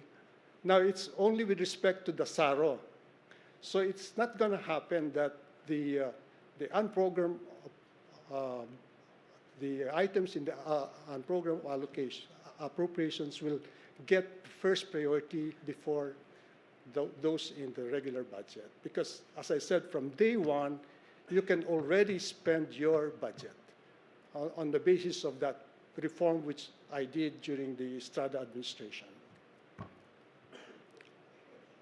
So even if there are excess funds, it is a matter of who uses it first. Correct. So you have a long list. I noticed the long list, around 300 billion worth of projects. Now it depends on the Secretary of Budget. But if with respect to the foreign assisted projects, that their priority is to fund the implementation of the foreign assisted projects. That's their priority. Once the loan agreement is completed and the funds released, then it goes through. And then in answer to the previous question about grants, all money, even with grants, they have to pass through the Treasury first. And the Treasury has to acknowledge that they received something. And then the agency who is the beneficiary of the grant will submit a special budget to DBM, and then they can use the money. That's, in that sense, the grant is what is called automatically appropriated. Okay. Thank you. The other point that you made during your opening statement was the increase in the allotment of the road users fund. Okay. Can you enlighten the court why there is a push usually to increase the road users fund apart from what is provided in the NEP? As I said, that road users fund has been a major source of corruption during somebody else's term, right? But the point is that that allocation is submitted by the Secretary of Public Works to the President and the budget. And it is based on a formula, like, for example, the linear, the length of the roads, the quality of the roads, how often should it be maintained, etc., and the capacity of the agency. So to me, that is a very solid estimate of the Secretary of Public Works. It used to be prepared by the Road Users Board, which has been abolished as a result of the recent law. So the Secretary of Public Works will submit that to the President, and then DBM will then take into account what was submitted. So what you saw there is what they submitted to the President. And so I don't see any reason why Congress will insist on increasing the allocation. And in fact, in the 2025 budget, the veto message of the President was they understood that the road users tax, without vetoing, I think, they said they understood that the amounts that they presented will only be what is expended. Correct. Although not clearly vetoing the increase in the road users tax. In any case, Thank you, Dr. Jokno, for very enlightening points.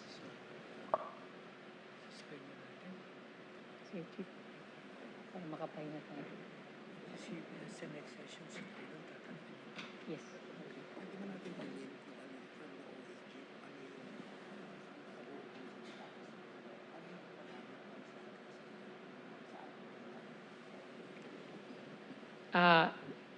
Before the chief is intending to adjourn, but may I just ask the Solicitor General? So kindly also prepare information about the usage of the road users tax in 24 as well as in 25. Yes, Your Honor. Yes, for submission to the court, all of the requests during this interpellation, kindly submit before noontime of Wednesday next week. Before noontime of Wednesday, so that you have Tuesday next week para 1 week na total. Would that be okay, Chief? Yes. We will comply, Your Honor.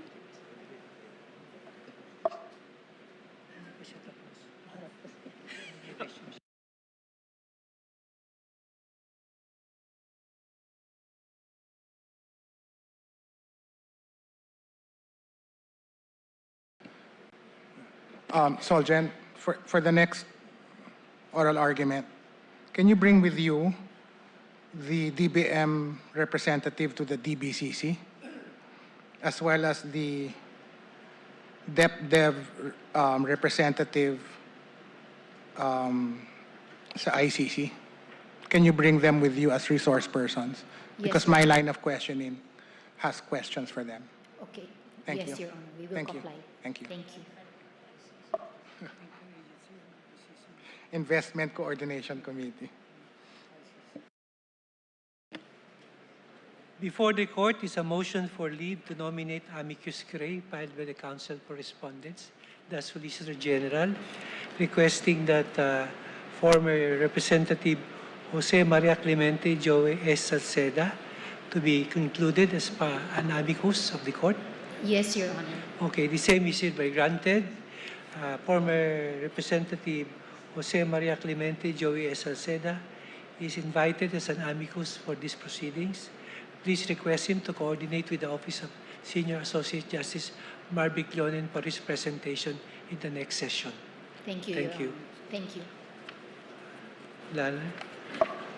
Madam Clerk of Court, are there any other matters? There are no other matters, Your Honor. There being no other matters, this session is suspended to resume on April 21 at 9:30 in the morning also. Thank you very much.